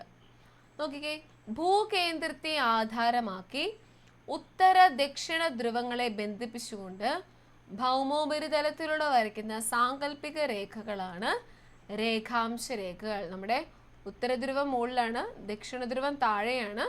അപ്പോൾ ഭൂകേന്ദ്രത്തെ അടിസ്ഥാനമാക്കിയിട്ട് ഇങ്ങനെ ബന്ധിപ്പിച്ചുകൊണ്ട് വരയ്ക്കുന്ന വരകളാണ് ഏത്? നമ്മുടെ രേഖാംശ രേഖകൾ അല്ലെങ്കിൽ ലോഞ്ചിറ്റ്യൂഡിനൽ ലൈൻസ് എന്ന് പറയുന്നത്. ഒരേ വലുപ്പത്തിലുള്ള അർദ്ധവൃത്തങ്ങളാണിവ. ഇതെല്ലാം ഒരേ വലുപ്പത്തിലാണെന്നാണ് പറയുന്നത്. മറ്റേത് നമ്മൾ പറഞ്ഞു വലിപ്പം മേലോട്ട് പോകുമ്പോൾ കുറഞ്ഞു പോകും, താഴോട്ട് വരുമ്പോഴും കുറഞ്ഞു പോകുമെന്ന് പറഞ്ഞായിരുന്നു അല്ലേ. രേഖാംശ രേഖകളെ അടിസ്ഥാനമാക്കിയാണ് ഭൂമിയിൽ സമയം നിർണ്ണയിക്കുന്നത്. അപ്പോൾ ഭൂമിയിൽ സമയം നിർണ്ണയിക്കുന്ന എന്തിൻ്റെ അടിസ്ഥാനത്തിലാണ്? അക്ഷാംശ രേഖയാണോ, ഭൂമധ്യരേഖയാണോ, രേഖാംശ രേഖയാണോ? ഏതായിരിക്കും? രേഖാംശ രേഖയാണ് കേട്ടോ. രേഖാംശ രേഖകളെ അടിസ്ഥാനമാക്കിയാണ് ഭൂമിയിൽ സമയം നിർണ്ണയിക്കുന്നത്.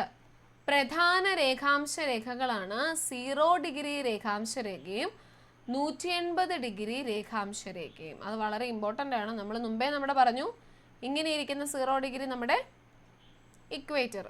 ഇനി ഇതിൻ്റെ ആണെങ്കിൽ ഇങ്ങനെ ഇരിക്കുന്നതാണ് 0 ഡിഗ്രി. ഇങ്ങനെ ഇരിക്കുന്ന 0 ഡിഗ്രി ഉണ്ട്. ഇത് ഫ്രണ്ട് പോർഷൻ.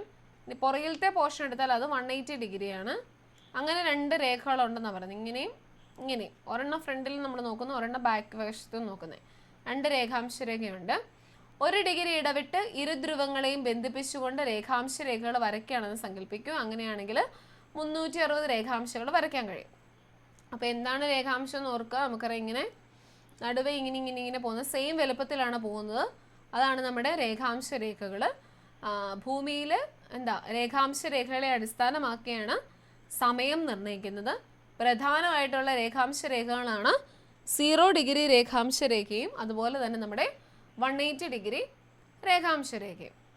ഇനി നോക്കിക്കേ, നമ്മൾ മുമ്പേ വരച്ച പോലെ അക്ഷാംശ രേഖകൾ വരച്ച പോലെ രേഖാംശ രേഖകൾ വരച്ചിട്ട് ഒരു പന്തിൽ വരയ്ക്കാനാണ് പറഞ്ഞിരിക്കുന്നത്. എന്തുകൊണ്ട്? പന്ത് മുറിക്കുക, അതിൻ്റെ അകത്ത് ഇങ്ങനെ പ്രൊട്രാക്ടറൊക്കെ വെച്ചിട്ട് കറക്റ്റായിട്ട് അളവുകളൊക്കെ നോക്കിയിട്ട് വരയ്ക്കാനാണ് പറഞ്ഞിരിക്കുന്നത്. ഓക്കെ, അങ്ങനെയാണ് നോക്കിക്കേ നമ്മുടെ പ്രധാന രേഖാംശ രേഖകൾ. നമ്മൾ പറഞ്ഞു 0 ഡിഗ്രി ഉണ്ട്, അതുപോലെ തന്നെ 180 ഡിഗ്രി ഉണ്ട്.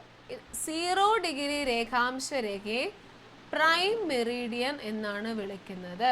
ഈ പേര് ഓർത്തിരിക്കണേ. 0 ഡിഗ്രി രേഖാംശ രേഖയെ പ്രൈം മെറീഡിയൻ എന്നാണ് വിളിക്കുന്നത്. ലണ്ടന് സമീപമുള്ള ഗ്രീനിച്ച് എന്ന സ്ഥലത്തു കൂടി ഈ രേഖ കടന്നു പോകുന്നുണ്ട്. ഗ്രീനിച്ച് രേഖ എന്നും ഇതറിയപ്പെടുന്നു. അപ്പോൾ ഓർത്തിരിക്കേണ്ട ഇതാണ് 0 ഡിഗ്രി രേഖാംശ രേഖയുടെ പേരാണ് എന്ത്? ഗ്രീനിച്ച് രേഖ കേട്ടോ. 0 ഡിഗ്രി രേഖാംശ രേഖയാണ് ഗ്രീനിച്ച് രേഖ. മറ്റേ നമ്മുടെ അക്ഷാംശ രേഖ 0 ഡിഗ്രി പറയുന്നത് എന്തുവായിരുന്നു? ഭൂമധ്യരേഖ അല്ലെങ്കിൽ ഇക്വേറ്റർ.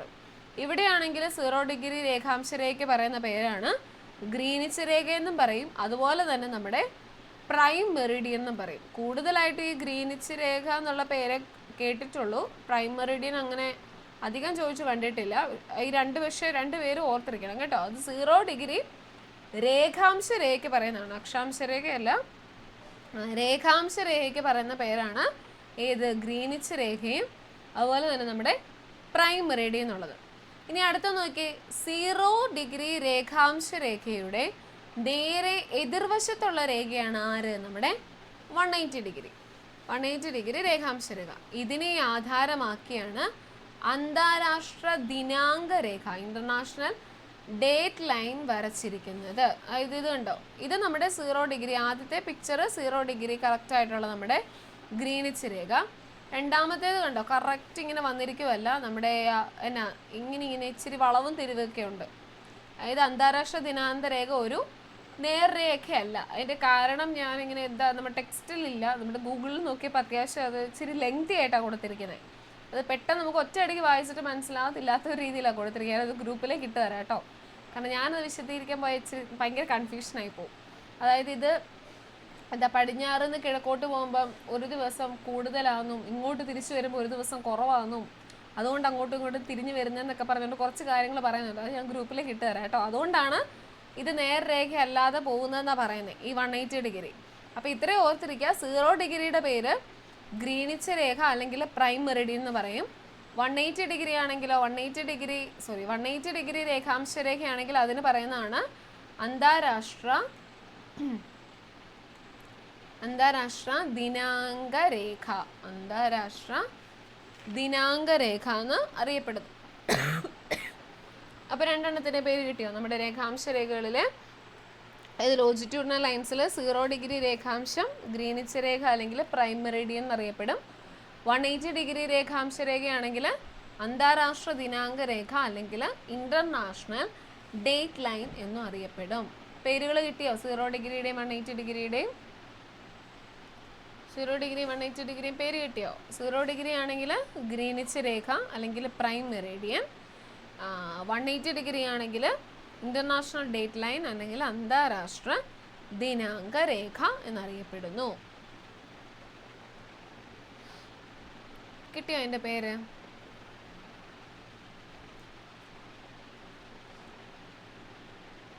ഞാൻ മാറ്റിക്കോട്ടെ? ഓക്കെ ആണോ? ഓക്കെ.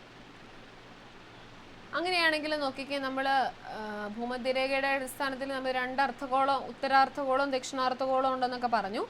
അതുപോലെ തന്നെ ഇവിടെ രേഖാംശ, അതായത് പ്രൈം മെറിഡിയനെ ആധാരമാക്കി നമ്മുടെ 0 ഡിഗ്രി രേഖാംശ രേഖയെ ആധാരമാക്കിയിട്ട് ഭൂമിയെ കിഴക്കേ അർദ്ധഗോളമെന്നും പടിഞ്ഞാറേ അർദ്ധഗോളമെന്നും 2ആയിട്ട് തിരിക്കാം. മറ്റേ നമ്മുടെ ഇക്വേറ്ററിനെ അടിസ്ഥാനമാക്കി മേളിൽ ഉത്തരാർദ്ധഗോളവും താഴെ ദക്ഷിണാർദ്ധഗോളവും നമ്മൾ തിരിച്ചായിരുന്നു. അതുപോലെ തന്നെ ഈ പ്രൈം മെറിഡിയൻ നമ്മുടെ 0 ഡിഗ്രി ഗ്രീനിച്ച് രേഖയില്ലേ, അതിനെ ആധാരമാക്കിയിട്ട് 2ആയിട്ട് തിരിച്ചിട്ടുണ്ട്. ഒന്ന് പടിഞ്ഞാറേ അർദ്ധഗോളവും ഈ സൈഡിലുള്ളത് നമ്മുടെ ഈസ്റ്റേൺ ഹെമിസ്ഫിയർ കിഴക്കേ അർദ്ധഗോളവും. രണ്ടും മാറിപ്പോരുത് കേട്ടോ. മറ്റേത് നമ്മുടെ അക്ഷാംശ രേഖയിലാണ് നമ്മൾ പറഞ്ഞത് ഉത്തരാർദ്ധഗോളവും ദക്ഷിണാർദ്ധഗോളവും. ഇത് 2ആയിട്ട് ഇങ്ങനെ നേരെ നടുവേ സ്പ്ലിറ്റ് ചെയ്തിരിക്കുന്നു, പടിഞ്ഞാറേ അർദ്ധഗോളവും കിഴക്കേ അർദ്ധഗോളവും. ഓക്കെ. ഗ്രീനിച്ച് രേഖയ്ക്ക് കിഴക്കുള്ള രേഖാംശങ്ങളെ കിഴക്കൻ രേഖാംശങ്ങളെന്നും പടിഞ്ഞാറുള്ളവയെ പടിഞ്ഞാറൻ രേഖാംശങ്ങളെന്നും വിളിക്കുന്നു. കിട്ടിയോ? പടിഞ്ഞാറേ അർദ്ധഗോളവും ഉണ്ട്, അതുപോലെ തന്നെ കിഴക്കേ അർദ്ധഗോളവും ഉണ്ട്. മറ്റേതാണെങ്കിൽ ഉത്തരാർദ്ധഗോളവും താഴത്തേത് ദക്ഷിണാർദ്ധഗോളവും. ദക്ഷിണ ധ്രുവം ഉണ്ടായിരുന്നു, ഉത്തരധ്രുവം ഒക്കെ ഉണ്ടായിരുന്നു. ഇവിടെയാണെങ്കിൽ പടിഞ്ഞാറേ അർദ്ധഗോളം ഈ സൈഡിലോട്ടും പടിഞ്ഞാറോട്ടും, കിഴക്കേ അർദ്ധഗോളം ആണെങ്കിൽ കിഴക്ക് സൈഡിലോട്ടും കിടക്കുന്നു. ഓക്കെ. അപ്പോൾ പടിഞ്ഞാറ് അർദ്ധഗോളവും കിഴക്കേ അർദ്ധഗോളവും ഇവിടെ നമ്മളോട് പറഞ്ഞിട്ടുണ്ട്. പടിഞ്ഞാറേ അർദ്ധഗോളവും കിഴക്കേ അർദ്ധഗോളവും ഒക്കെ തിരിച്ചറിയൂ.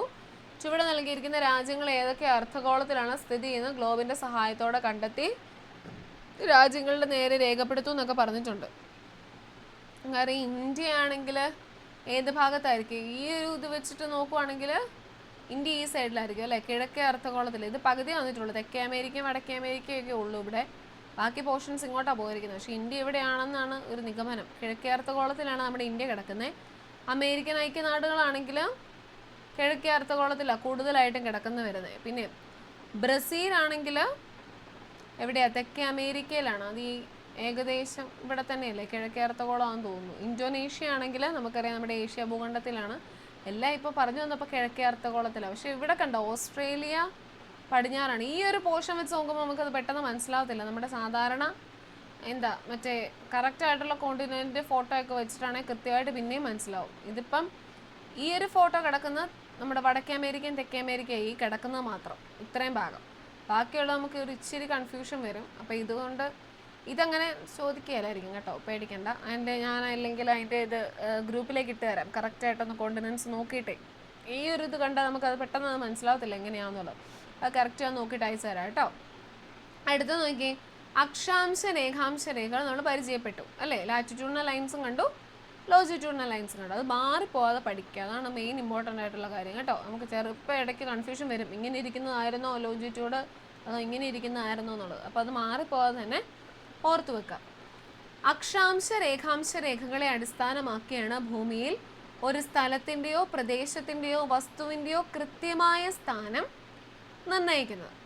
അക്ഷാംശ രേഖകളെ രണ്ട്, അതായത് നമ്മുടെ ലാറ്റിറ്റ്യൂഡിനൽ ലൈൻസും ലോജിറ്റ്യൂഡിനൽ ലൈൻസിനെയും കൂടെ ഒരുമിച്ച് കാണിച്ചിരിക്കുന്ന ഒരു പിക്കാണ് ഈ തന്നിരിക്കുന്നത് 4.9 കൊടുത്തിരിക്കുന്നത്. അക്ഷാംശ രേഖാംശ രേഖകളുടെ ജാലികയാണിത്. ഇതിനെ ഗ്രാറ്റിക്കൂൾ എന്ന് വിളിക്കുന്നു. അപ്പോൾ ഈ ഒരു പേര് ഓർത്തിരിക്കണം, ഇത് പുതിയ ടെക്സ്റ്റ് ബുക്കിൽ വന്നതാണ് ഈ ഒരു പേര്, ഗ്രാറ്റിക്കൂൾ. ഗ്രാറ്റിക്കൂൾ എന്ന് പറഞ്ഞാൽ എന്താണ്? ഇതുപോലെ ഒരു നമ്മുടെ ഗ്ലോബിൻ്റെ പടത്തിൻ്റെ അകത്ത് രേഖാംശ രേഖകളും അക്ഷാംശ രേഖകളും ഒരുപോലെ ഇങ്ങനെ വലക്കണ്ണികളായിട്ട് ഇങ്ങനെ കിടക്കുന്നതിനെയാണ് എന്ത് പറയുക? ഗ്രാറ്റിക്കൂൾ എന്ന് വിളിക്കുക. ഗ്രാറ്റിക്കൂൾ നിങ്ങൾക്ക് കാണാമല്ലോ അല്ലേ, ഗ്രാറ്റിക്കൂൾ എന്ന് വിളിക്കുന്നത്. ഗ്രാറ്റിക്കൂൾ എന്നുള്ള പേര് കേട്ടാൽ ഓർത്തോണം എന്താണ്? അക്ഷാംശ രേഖാംശ രേഖകളുടെ ജാലികയാണിത്. ഇങ്ങനെ ഒരുപോലെ രണ്ടും ഒരു ഇതിൻ്റെ അകത്ത് തന്നെ കാണിച്ചിരിക്കുന്ന വലക്കണ്ണികൾ പോലെ ഇരിക്കുന്നതിന് പറയുന്ന പേരാണ് ഗ്രാറ്റിക്കൂൾ എന്ന് വിളിക്കുന്നത്. ഭൂപടങ്ങളിലും അറ്റ്ലസുകളിലും അക്ഷാംശ രേഖാംശ രേഖകളുടെ ജാലിക കാണാൻ കഴിയും. നമുക്ക് നമ്മുടെ അറ്റ്ലസ് ഒക്കെ എടുത്ത് നോക്കുക, അല്ലെങ്കിൽ മാപ്പ് ഭൂപടമൊക്കെ എടുത്ത് നോക്കുമ്പോൾ അതിൻ്റെ അകത്ത് കൊണ്ട് ഇതുപോലെ തന്നെ നെടുകയും കുറുകയും എല്ലാം വരകളുണ്ട്. അപ്പം അങ്ങനെ ഇരിക്കുന്ന ആ ജാലികയ്ക്ക് പറയുന്ന പേരാണ് എന്ത്? ഗ്രാറ്റിക്കൂൾ എന്നാണ് പറയുന്നത് കേട്ടോ. അക്ഷാംശ രേഖാംശ രേഖകളുടെ ജാലികയ്ക്ക് പറയുന്ന പേരാണ് എന്ത്? ഗ്രാറ്റിക്കൂൾ. അക്ഷാംശ രേഖാംശ രേഖകളുടെ ജാലികയ്ക്ക് പറയുന്ന പേരാണ് ഗ്രാറ്റിക്കൂൾ. ഇനി അടുത്ത് നോക്കിയ ചിത്രം നിരീക്ഷിക്കൂ. ഇന്ത്യയുടെ സ്ഥാനം ഏതൊക്കെ അക്ഷാംശ രേഖാംശങ്ങൾക്കിടയിലാണെന്ന് കണ്ടെത്തി എഴുതാൻ. അപ്പോൾ നമ്മുടെ ഇന്ത്യ നമുക്കറിയാം ഇങ്ങനെ കിടക്കുന്ന, ഈ മേളിലും ദേ ഈ താഴെയും കിടക്കുന്നതാണ് ആര്? നമ്മുടെ അക്ഷാംശ രേഖ. ലാറ്റിറ്റ്യൂഡിനൽ ലൈൻസ് ഇങ്ങനെ കുറുകെ വന്നിരിക്കുന്നതാണ് ആര്? നമ്മുടെ രേഖാംശ രേഖകൾ. അങ്ങനെയാണ് ഇവിടെ ചോദിച്ചിട്ടുണ്ട്. ഞാനത് കുറച്ചുകൂടെ, നിങ്ങൾക്ക് ആ നമ്പർ കാണത്തില്ലായിരിക്കും അല്ലേ, ഞാൻ കുറച്ചുകൂടെ സൂം ചെയ്ത് കാണിക്കാം. അത് ഭയങ്കര സൂമായിപ്പോയി, സോറി.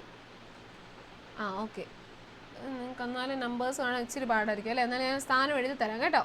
അക്ഷാംശം നോക്കി, ഇന്ത്യയുടെ സ്ഥാനം ഞാൻ പറഞ്ഞു. അക്ഷാംശ രേഖ എന്ന് പറയുന്നത് ഏതാണ്? നമ്മുടെ ഈ കിടക്കുന്നതാണ് അല്ലേ, ഇങ്ങനെ കിടക്കുന്ന ഇതും.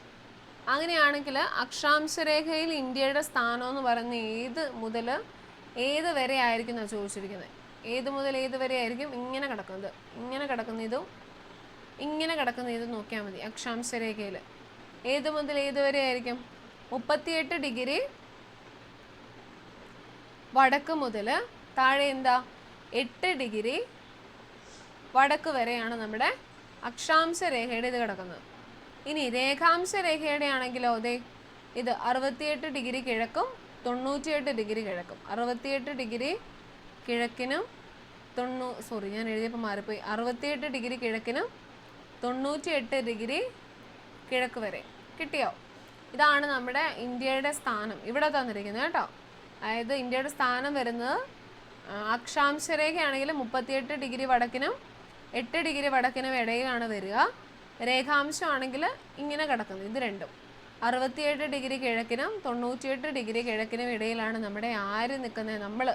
നമ്മുടെ ഇന്ത്യയുടെ സ്ഥാനം നിൽക്കുന്നത് കേട്ടോ.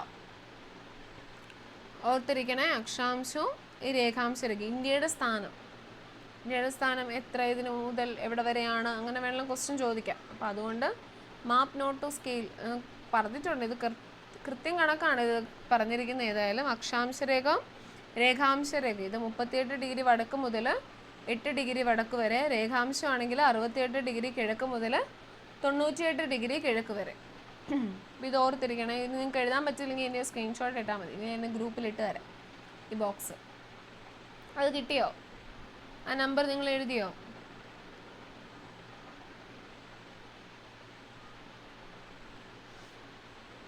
അക്ഷാംശമാണെങ്കിൽ 38 ഡിഗ്രി വടക്ക് ടു 8 ഡിഗ്രി വടക്ക്.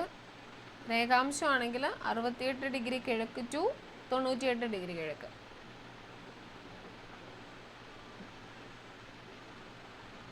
കിട്ടിയോ? ഓക്കെ ആണോ? ഞാൻ മാറ്റിക്കോട്ടെ? എന്തോ സി എന്തെങ്കിലും പറഞ്ഞായിരുന്നോടാ? ഹലോ, അയ്യോ ഞാൻ കേട്ടില്ല. ഹലോ, അയ്യോ വെച്ചാ ഫാൻ ഓർച്ചില്ല വെച്ചാ. ഒരു മിനിറ്റ്.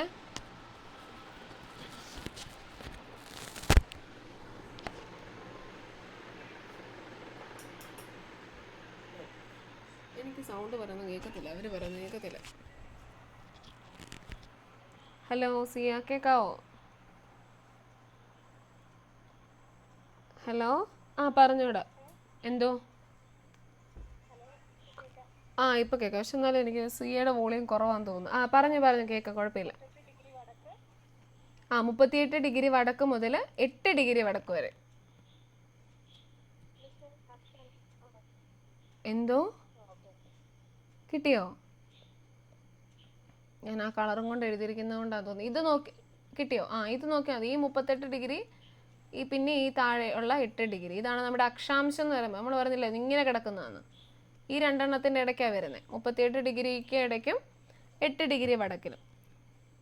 ഓക്കെ. മറ്റേ രേഖാംശം കിട്ടിയോ? രേഖാംശമാണെങ്കിൽ ഞാൻ കളർ മാറ്റാം, കുഴപ്പമില്ല. അത് ഞാൻ എല്ലാം കൂടെ വരച്ച് വെച്ചിരിക്കുന്നതുകൊണ്ട് നിങ്ങൾക്കൊരു കൺഫ്യൂഷൻ വരുമായിരിക്കും. രേഖാംശമാണെങ്കിൽ ഇതാ നമ്മൾ പറഞ്ഞ് ഇങ്ങനെ നടുവേ പോകുന്നതെന്ന് നമ്മൾ പറഞ്ഞില്ലേ വരകൾ. അപ്പോൾ അത് 68 ഡിഗ്രി കിഴക്കിനും 98 ഡിഗ്രി കിഴക്കിനും ഇടയ്ക്കാണ് നമ്മുടെ രേഖാംശം വരുന്നത്. കിട്ടിയോ?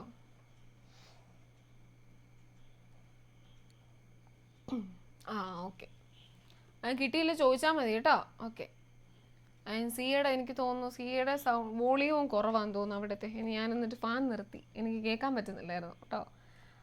ഓക്കെ. അങ്ങനെയാണെങ്കിൽ നോക്കിക്കേ, നമ്മുടെ രേഖാംശരേഖയും കഴിഞ്ഞു, അക്ഷാംശരേഖയും കഴിഞ്ഞു. ഓക്കെ, അടുത്ത് നോക്കിയേ മാപ്പ് പ്രൊജക്ഷൻസ്, അതായത് ഭൂപ്രക്ഷേപങ്ങൾ. ഇനി ഭൂമിയുടെ ഉപരിതല സവിശേഷതകളുടെ സൂക്ഷ്മമായ പഠനത്തിന് ഗ്ലോബ് മാത്രം മതിയാകുമോ? നമുക്കറിയാം ഗ്ലോബ് മാത്രമല്ല, നമ്മുടെ മാപ്പ്, അറ്റ്ലസ് തുടങ്ങിയ സാധ്യതകളുമുണ്ട്. ഇന്ത്യയുടെ സ്ഥാനം ഭൂമിയിൽ എവിടെയാണെന്ന് കൃത്യമായി നിർണ്ണയിക്കാൻ അക്ഷാംശ രേഖാംശ രേഖകളുടെ ജാലികയാണ് നമ്മെ സഹായിച്ചത്. നമ്മൾ പറഞ്ഞായിരുന്നു അക്ഷാംശ രേഖാംശ ഇതിൻ്റെ ജാലികയ്ക്ക് പറയുന്ന പേര് പറഞ്ഞായിരുന്നു ഗ്രാറ്റിക്കൂൾ എന്ന് പറഞ്ഞ് അല്ലേ? ഓക്കെ. ഭൂപട നിർമ്മാണത്തിനുള്ള ചട്ടക്കൂട് ഈ അക്ഷാംശ രേഖാംശങ്ങളുടെ ജാലികയാണ്. ഭൗമോപരിതല സവിശേഷതകളെ ചിത്രീകരിച്ചിട്ടുള്ള ഒരു പരന്ന പ്രതലമാണ് ഏത്? നമ്മുടെ ഭൂപടം, മാപ്പ് എന്ന് പറയുന്നത് അല്ലേ? നമുക്കറിയാം മാപ്പ് ഇങ്ങനെ ഗ്ലോബ് പോലെ ഉരുണ്ടല്ല, പരന്നാണ് ഇരിക്കുന്നത്, നമ്മുടെ കോണ്ടിനെൻറ്റ്സ് എല്ലാം കൂടെ കാണിച്ചിട്ട്. ഭൂമിയുടെ ഉപരിതലം വക്രമാണെങ്കിലും ഭൂപടം നിർമ്മിക്കേണ്ടത് പരന്ന പ്രതലത്തിലാണ്. ഉരുണ്ട പ്രതലത്തിലെ സവിശേഷതകളെ പരന്ന പ്രതലത്തിലേക്ക് മാറ്റി വരയ്ക്കുന്നത് ഭൂപട നിർമ്മാണത്തിലെ പ്രധാന വെല്ലുവിളിയാണ്. ഒരു ഗ്ലോബിനെ പരത്തി നമുക്ക് എങ്ങനെ ഭൂപടം നിർമ്മിക്കാൻ കഴിയും? ചിത്രത്തിൽ കാണുന്ന പോലെ ഒന്ന് പരത്തി നോക്കിയാലോ? നമ്മൾക്കറിയാം ഇങ്ങനെ ഉരുണ്ടിരിക്കുന്ന ഒരു സാധനത്തിനെ ഇങ്ങനെ ഇവിടെ മാത്രമല്ലല്ലോ കോണ്ടിനെൻറ്റ്സ് ഉള്ളത്, ഇതിൻ്റെ പുറകിലത്തെ സൈഡിലും ഉണ്ട് അല്ലേ? ഭൂമിയുടെ അപ്പുറത്തെ സൈഡിലും ഉണ്ട്. അങ്ങനെ ഇരിക്കുന്നതിനെ നമ്മൾ പരത്തി ഒരു പരന്ന പ്രതലത്തിൽ കാണാമെന്നാൽ ഇവിടെ തെക്കേ അമേരിക്ക, വടക്കേ America, Asia, Africa, Europe, Australia, Antarctica എന്ന് പറഞ്ഞ് പരന്ന പ്രതലത്തിൽ എല്ലാം കൂടെ ഒരുമിച്ച് കാണിക്കണ്ടേ? അത് കുറച്ച് പണിയുള്ളൊരു പരിപാടിയാണ്. ഇങ്ങനെ പരത്തി നോക്കാമെന്നൊക്കെ പറഞ്ഞിട്ടുണ്ട്. അപ്പോൾ അത് അവർ കുറച്ച് കാര്യങ്ങളൊക്കെ വെച്ചിട്ട്, അതായത് ബോളൊക്കെ വെച്ച് അതിൻ്റെ അകത്ത് ലൈറ്റും കാര്യങ്ങളൊക്കെ വെച്ചിട്ട് പറഞ്ഞിരിക്കുന്ന കാര്യങ്ങളാണ്. അത് നമുക്ക് നോക്കണ്ട. നമുക്കതിൻ്റെ താഴോട്ടുള്ളത്, അതായത് വേറെ ഏതൊക്കെ ഷേപ്പുകളിലാണ് നമ്മൾ ഈ ഭൂപ്രക്ഷേപങ്ങൾ, നമ്മൾ പറഞ്ഞ പ്രൊജക്ഷൻസ്, അത് ഏതൊക്കെ ഷേപ്പുകളിലാണ് ഉണ്ടാക്കാം എന്നാണ് ഇവിടെ പറഞ്ഞിരിക്കുന്നത്. അതെല്ലാം ഈ ഒരു പുതിയ ടെക്സ്റ്റ് ബുക്കിൻ്റെ അകത്ത് വന്നിരിക്കുന്ന പോർഷൻസ് ആട്ടോ. ഒന്നാമത്തേതാണ് നമ്മുടെ സിലിണ്ടറിക്കൽ പ്രക്ഷേപം അല്ലെങ്കിൽ സിലിണ്ടറിക്കൽ പ്രൊജക്ഷൻ. നമുക്കറിയാം സിലിണ്ടർ പോലെ ഇരിക്കും നമ്മുടെ ഈ ഒരു ഷേപ്പിൽ അല്ലേ? സിലിണ്ടറിക്കൽ ആ ഒരു ഷേപ്പിലാണ് നമ്മുടെ ഇരിക്കുക ഈ മാപ്പ്. അതിൽ ഈ തന്നിരിക്കുന്നത് നോക്കിയാൽ മതി നിങ്ങൾ. സിലിണ്ടർ ആകൃതിയിലുള്ള പ്രതലത്തിൽ ഭൂതല സവിശേഷതകൾ പകർത്തി നിർമ്മിച്ചാൽ ലഭിക്കുന്ന ഭൂപടമാണ് ഏത്? നമ്മുടെ സിലിണ്ടറിക്കൽ പ്രക്ഷേപം എന്ന് പറയുന്നത്. ഇത് ഓർത്തിരുന്നാൽ മതി. സിലിണ്ടറിക്കൽ, അതായത് സിലിണ്ടർ ആകൃതിയിലുള്ള പ്രതലത്തിൽ ഭൂതല സവിശേഷതകൾ പകർത്തി നിർമ്മിച്ചിരിക്കുന്നു. ആ ഒരു ഷേപ്പിൽ നമ്മൾ ഈ ഒരു സിലിണ്ടർ ഇതുണ്ട്, ഈ ഒരു പടം സിലിണ്ടറിക്കലിനകത്ത് നമ്മൾ നമ്മുടെ ഭൂപടം, നമ്മുടെ കോണ്ടിനെൻസ് എല്ലാം കൂടെ വരുന്ന രീതിയിൽ പകർത്തി വെച്ചിരിക്കുന്നതാണ് ഏത് നമ്മുടെ സിലിണ്ടറിക്കൽ പ്രക്ഷേപം എന്ന് പറയുന്നത്. ആ പേര് ഓർത്തിരുന്നാൽ മതി, സിലിണ്ടറിക്കൽ പ്രക്ഷേപം. അതിൻ്റെ ഷേപ്പ് എന്താണ്? അപ്പം സിലിണ്ടർ ആകൃതിയിലാണ് അതിരിക്കുന്നത്. അപ്പം സിലിണ്ടർ ആകൃതിയിലുള്ള പ്രതലത്തിൽ ഭൂതല സവിശേഷതകൾ പകർത്തി നിർമ്മിച്ചാൽ ലഭിക്കുന്ന ഭൂപടമാണ് നമ്മുടെ സിലിണ്ടറിക്കൽ പ്രൊജക്ഷൻ എന്നുള്ള സിലിണ്ടറിക്കൽ പ്രക്ഷേപം എന്ന് പറയുന്നത്. അതായത് സുതാര്യമായ ഗ്ലോബിൽ ഒരു പ്രകാശ സ്രോതസ് സജ്ജീകരിച്ചിരിക്കുന്നു. അതിനെ ആവരണം ചെയ്ത് സിലിണ്ടർ ആകൃതിയിലുള്ള പ്രതലം വെച്ചിരിക്കുന്നു. ഗ്ലോബിനെ വലയം ചെയ്തിരിക്കുന്ന സിലിണ്ടർ ആകൃതിയിലുള്ള പ്രതലത്തിലേക്ക് അക്ഷാംശ രേഖാംശങ്ങളുടെ ജാലിക പകർത്തുന്നു. ഇതാണ് സിലിണ്ടറിക്കൽ പ്രക്ഷേപം. ഭൂമധ്യരേഖാ പ്രദേശങ്ങളുടെ കൃത്യതയാർന്ന ഭൂപട ചിത്രീകരണത്തിനായി ഈ ഭൂപ്രക്ഷേപം പ്രയോജനപ്പെടുത്താവുന്നതാണ്. അപ്പം സിലിണ്ടർ ഷേപ്പിൽ, സിലിണ്ടറിക്കൽ ഷേപ്പിൽ നമ്മുടെ ഭൂപടം അല്ലെങ്കിൽ ഭൂപടത്തിൻ്റെ സവിശേഷതകളൊക്കെ നമ്മൾ പകർത്തി വെച്ചിരിക്കുന്നതാണ് ഏത് നമ്മുടെ സിലിണ്ടറിക്കൽ പ്രക്ഷേപം എന്ന് പറയുന്നത്, സിലിണ്ടറിക്കൽ പ്രൊജക്ഷൻ എന്ന് പറയുന്നത്. ഇനി രണ്ടാമത്തേതാണ് ശീർഷതല പ്രക്ഷേപം. അതാണ് ഇത്. പരന്ന പ്രതലത്തിൽ ധ്രുവപ്രദേശങ്ങളുടെ ഭൂതല സവിശേഷതകൾ പകർത്തി നിർമ്മിച്ചാൽ ലഭിക്കുന്ന ഭൂപടം. പരന്ന പ്രതലത്തിൽ ധ്രുവപ്രദേശങ്ങളുടെ ഭൂതല സവിശേഷതകൾ പകർത്തി നിർമ്മിച്ചാൽ ലഭിക്കുന്ന ഭൂപടമാണ് ശീർഷതല പ്രക്ഷേപം, സെനീത്തൽ പ്രൊജക്ഷൻ എന്ന് പറയും. അതായത് ഈ ഒരു ചിത്രം നോക്കാനാണ് പറഞ്ഞത്. കണ്ടോ, ഈ മേളിലത്തെ ധ്രുവപ്രദേശത്തിൻ്റെ മാത്രം പരന്ന രീതിയിൽ ഈ തന്നിരിക്കുന്ന പോർഷൻ ഇതുണ്ടോ, പരന്ന് ഇങ്ങനെ പപ്പടം പരത്തി വെച്ചിരിക്കുന്ന അല്ലെങ്കിൽ ചപ്പാത്തി പരത്തി വെച്ചിരിക്കുന്ന പോലെ ആക്കി വെച്ചിരിക്കുന്നതാണ് നമ്മുടെ ശീർഷതല പ്രക്ഷേപം. സുതാര്യമായൊരു ഗ്ലോബിൻ്റെ മധ്യഭാഗത്ത് പ്രകാശ സ്രോതസ്സും മുകൾ ഭാഗത്ത് പരന്ന പ്രതലവും വയ്ക്കുന്നു. പ്രകാശ സ്രോതസ് തെളിക്കുമ്പോൾ മുകളിൽ വെച്ചിട്ടുള്ള പ്രതലത്തിൽ ആ പ്രദേശത്തെ അക്ഷാംശ രേഖാംശ രേഖകളുടെ ജാലിക തെളിയുന്നു. ഇത്തരത്തിൽ ശീർഷതല പ്രക്ഷേപം ഉപയോഗിച്ച് അക്ഷാംശ രേഖാംശ രേഖകളുടെ ജാലിക ഒരു പരന്ന പ്രതലത്തിൽ തയ്യാറാക്കുന്നു. നമുക്ക് ഏതൊക്കെ രീതിയിൽ നമ്മുടെ മാപ്പ്, അതായത് പരന്ന കറക്റ്റ് പരന്ന രീതിയിലല്ലാതെ സിലിണ്ടറിക്കൽ ഷേപ്പിൽ, അതുപോലെ തന്നെ ഈ സെനീത്തൽ പ്രൊജക്ഷൻ എന്ന രീതിയിൽ ആക്കാം. ഇതുപോലെ തന്നെ ഒരെണ്ണം കൂടെയുണ്ട്, കോണിക്കൽ പ്രക്ഷേപം. അത് വളരെ ഇമ്പോർട്ടൻ്റ് ആണെന്ന് ഞാൻ പറയുന്നില്ല കേട്ടോ, പക്ഷേ പുതിയ ടെക്സ്റ്റ് ബുക്കിൽ വന്നിരിക്കുന്ന ഒരു ടോപ്പിക്കായി ഈ മൂന്നെണ്ണവും, ഈ പ്രൊജക്ഷൻസിൻ്റെ കാര്യം. പഴയ ടെക്സ്റ്റ് ബുക്കിൻ്റെ നമുക്കില്ലായിരുന്നു, അപ്പോൾ അതുകൊണ്ട് ജസ്റ്റ് പറയുന്നു എന്നുള്ളതേ ഉള്ളൂ. ഇത് വളരെ ഇമ്പോർട്ടൻ്റ് ആണെന്ന് എനിക്ക് അത്ര തോന്നുന്നില്ല ഈ ഒരു 3 പ്രൊജക്ഷൻസ്. എന്നാലും ഒന്ന് പേര് വെച്ച് നിങ്ങൾ ഓർത്തിരിക്കുക. സിലിണ്ടറിക്കൽ ആണെങ്കിൽ ആ ഒരു സിലിണ്ടറൽ ഷേപ്പിലിരിക്കും. ശീർഷതലം ആണെങ്കിൽ നമുക്ക് ശീർഷാസനം എന്ന രീതിയിൽ നിങ്ങൾ ആ ഒരു രീതിയിൽ അത് ഓർത്തിരിക്കുക കേട്ടോ. പരന്ന രീതിയിൽ ഏകദേശം അതിൻ്റെ മുകൾ ഭാഗം മാത്രമേ വരുന്നുള്ളൂ. പിന്നെ രണ്ടാമത്തെ ആണെങ്കിൽ കോണിക്കൽ പ്രക്ഷേപം. ഇങ്ങനെ ഇരിക്കും, ഒരു കോൺ ഷേപ്പിൻ്റെ. അത് നോക്കിയേ, കോൺ ആകൃതിയിലുള്ള പ്രതലത്തിൽ അക്ഷാംശ രേഖാംശ രേഖകളുടെ ജാലിക പകർത്തി നിർമ്മിച്ചാൽ ലഭിക്കുന്ന ഭൂപടം. കോൺ ആകൃതിയിലുള്ള ഒരു പ്രതലത്തിൽ ഈ നമ്മുടെ ഗ്രാറ്റിക്യൂൾ എന്ന് പറഞ്ഞ ആ ഒരു സംഭവം, അതായത് ജാലിക, അക്ഷാംശത്തിന് രേഖാംശ രേഖകളുടെയും ജാലിക പകർത്തി നിർമ്മിച്ചാൽ ലഭിക്കുന്ന ഭൂപടമാണ് നമ്മുടെ കോണിക്കൽ പ്രക്ഷേപം എന്നുള്ളത്. അപ്പോൾ ഈ 3 പ്രക്ഷേപങ്ങൾ, ഈ പ്രൊജക്ഷൻസിൻ്റെ പേര് നിങ്ങൾ ഓർത്തിരിക്കുക. അത് ഡീറ്റെയിൽ ആയിട്ട് ഇങ്ങനെ എഴുതിയില്ലെങ്കിലും ഒന്നാമത്താണ് നമ്മുടെ സിലിണ്ടറിക്കൽ പ്രൊജക്ഷൻ ഉണ്ട്, സിലിണ്ടറിക്കൽ പ്രക്ഷേപമുണ്ട്. പിന്നെ രണ്ടാമത്തേതാണ് നമ്മുടെ ശീർഷതലം അല്ലേ, ശീർഷതല പ്രക്ഷേപമുണ്ട്. മൂന്നാമത്തേതാണ് നമ്മുടെ കോണിക്കൽ പ്രക്ഷേപം. ജസ്റ്റ് ഈ പേര് മാത്രം നിങ്ങളൊന്ന് ഓർത്തിരുന്നാൽ മതി കേട്ടോ. ഈ ഒരു ക്വസ്റ്റ്യൻ എന്ന് വെച്ചാൽ പുതിയ ടോപ്പിക് ആയതുകൊണ്ട് ഇത് വരാൻ ചാൻസ് ഉണ്ട്, എന്നാൽ അങ്ങനെ ചാൻസ് ഇല്ല, നമുക്ക് അങ്ങനെ മാറ്റി വെക്കാൻ പറ്റത്തില്ല. അപ്പോൾ അതുകൊണ്ട് തന്നെ നിങ്ങൾ ആ പേര് ഓർത്തിരിക്കുക. ഡെഫിനിഷൻ അങ്ങനെ അധികം കാണാൻ പഠിക്കണമെന്ന് ഞാൻ പറയുന്നില്ല, പേര് വെച്ചിട്ട് നിങ്ങളത് ഓർത്തിരിക്കുക കേട്ടോ. സിലിണ്ടറിക്കൽ ആണെങ്കിൽ സിലിണ്ടർ ഷേപ്പ്, ശീർഷതലം ആണെങ്കിൽ ആ ഒരു മുകൾ ഭാഗം പരന്ന രീതിയിൽ വെച്ചിട്ടാണ് നമ്മൾ വരുന്നത്. കോണിക്കൽ ആണെങ്കിൽ ഇതുപോലെ കോൺ ആകൃതിയിലുള്ള പ്രതലത്തിലാണ് വരുന്നത്. ആ ഒരു പേര് മാത്രം നിങ്ങൾ ഓർത്തിരിക്കുക കേട്ടോ. സിലിണ്ടറിക്കൽ ഉണ്ട്, ശീർഷതലം ഉണ്ട്, കോണിക്കൽ പ്രക്ഷേപമുണ്ട്. അങ്ങനെ 3 തരത്തിലുള്ള പ്രക്ഷേപങ്ങളുണ്ട്. അദ്ദേഹത്തിൻ്റെ സവിശേഷതകൾ ചോദിച്ചിട്ടുണ്ട്. അതുകൊണ്ട് പ്രക്ഷേപതലം പരന്നത് പൊതുവെ ധ്രുവപ്രദേശങ്ങളുടെ ചിത്രീകരണത്തിനായിട്ട് ഉപയോഗിക്കുന്നതാണെങ്കിൽ ഏതാണ് നമ്മുടെ ശീർഷതലമാണ്. സിലിണ്ടറിക്കലിലാണെങ്കിൽ സിലിണ്ടർ ഷേപ്പിലാണ് ഇരിക്കുന്നതെന്നൊക്കെ നമ്മളിപ്പോൾ പറഞ്ഞു. കോണിൻ്റെ ആണെങ്കിൽ കോൺ ആകൃതിയിലുള്ള പ്രതലത്തിലാണ് ഇരിക്കുന്നത്. അക്ഷാംശ രേഖാംശ രേഖകളുടെ നിഴലുകൾ കോണാകൃതിയിലുള്ള പ്രതലത്തിൽ വരച്ച് ഭൂപടം നിർമ്മിക്കുന്നു. മധ്യ അക്ഷാംശ രേഖാ പ്രദേശങ്ങളുടെ ഭൂപട നിർമ്മാണത്തിന് ഈ ഭൂപ്രക്ഷേപം കൂടുതലായി ഉപയോഗിക്കുന്നു. കോണിക്കലാണെങ്കിൽ മധ്യ അക്ഷാംശ രേഖാ പ്രദേശങ്ങളുടെ ഭൂപട നിർമ്മാണത്തിന് സഹായിക്കുന്നു. മറ്റേ ശീർഷതലമാണെങ്കിൽ അക്ഷാംശ രേഖാംശ രേഖകളുടെ ജാലിക ഒരു പരന്ന പ്രതലത്തിൽ ലഭിക്കുന്നു, അത്രേ അവിടെ പറഞ്ഞിട്ടുള്ളൂ.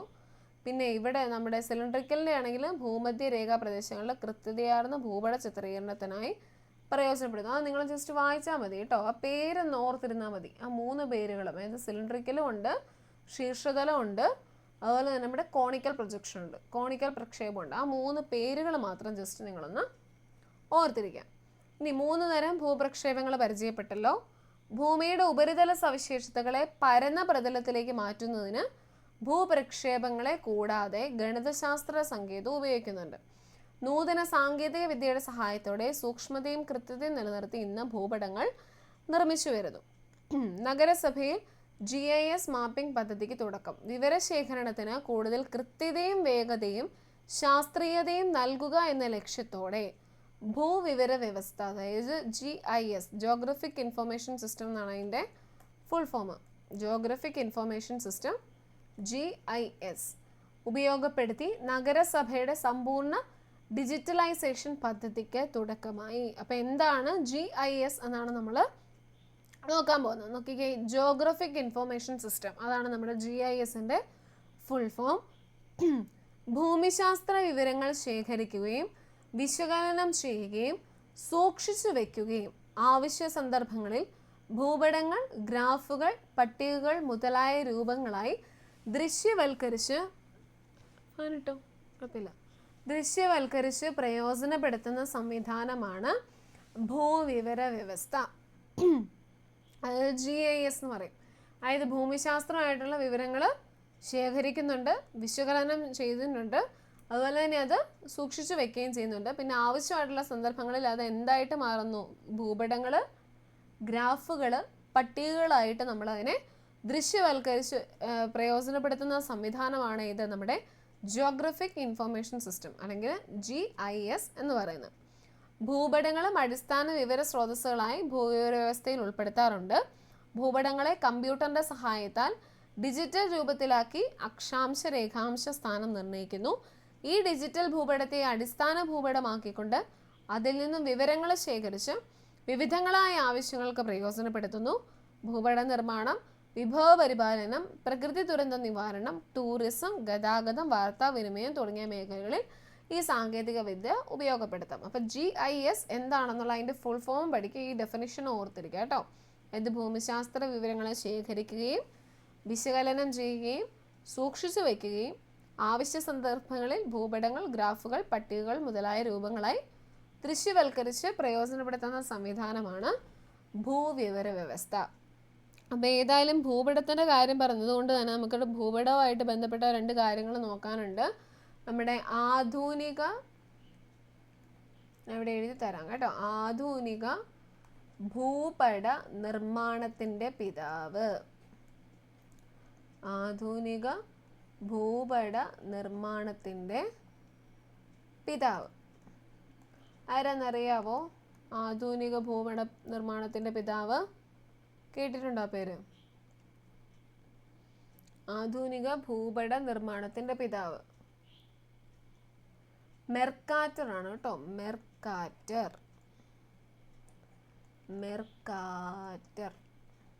മെർക്കാറ്റർ ആണ് നമ്മുടെ ആധുനിക ഭൂപട നിർമ്മാണത്തിൻ്റെ പിതാവ് എന്നറിയപ്പെടുന്നത്, മെർക്കാറ്റർ.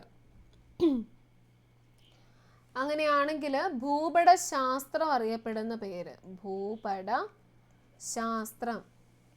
ശാസ്ത്രം എങ്ങനെയാണ് അറിയപ്പെടുന്നത്? കാർട്ടോഗ്രാഫി എന്നാട്ടോ. കാർട്ടോഗ്രാഫി. ആധുനിക ഭൂപട നിർമ്മാണത്തിൻ്റെ പിതാവ് മെർക്കാറ്റർ. ഇനി ഭൂപട ശാസ്ത്രം അറിയപ്പെടുന്ന പേര് എന്താണ്? കാർട്ടോഗ്രഫി. അങ്ങനെയാണെങ്കിൽ ഭൂപടം നിർമ്മിക്കുന്ന ആൾക്ക് പറയുന്ന പേരാണ് നമ്മൾ കാർട്ടോഗ്രാഫർ എന്ന് പറയും കേട്ടോ. കാർട്ടോഗ്രാഫർ. ഭൂപടം ഉണ്ടാക്കുന്ന ആൾക്ക് പറയുന്ന പേരാണ് നമ്മൾ കാർട്ടോഗ്രാഫർ. ഇതുണ്ടാക്കുന്ന ആൾക്ക് പറയുന്ന പേരാണ്, ഇത് ഭൂപട ശാസ്ത്രത്തിന് പറയുന്ന പേരാണ് കാർട്ടോഗ്രഫി. ഇനി ഭൂപടം ഉണ്ടാക്കുന്ന ആൾക്ക് പറയുന്ന പേരാണ് കാർട്ടോഗ്രാഫർ. ആധുനിക ഭൂപട നിർമ്മാണത്തിൻ്റെ പിതാവ് മെർക്കാറ്റർ.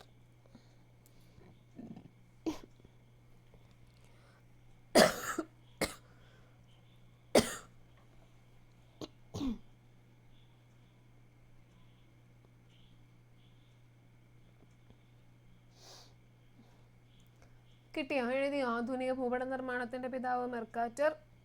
ഭൂപടശാസ്ത്രം അറിയപ്പെടുന്ന പേര് കാർട്ടോഗ്രഫി. ഭൂപടം നിർമ്മിക്കുന്ന ആൾക്ക് പറയുന്ന പേരാണ് കാർട്ടോഗ്രഫർ. കിട്ടിയോ? ഓക്കെ.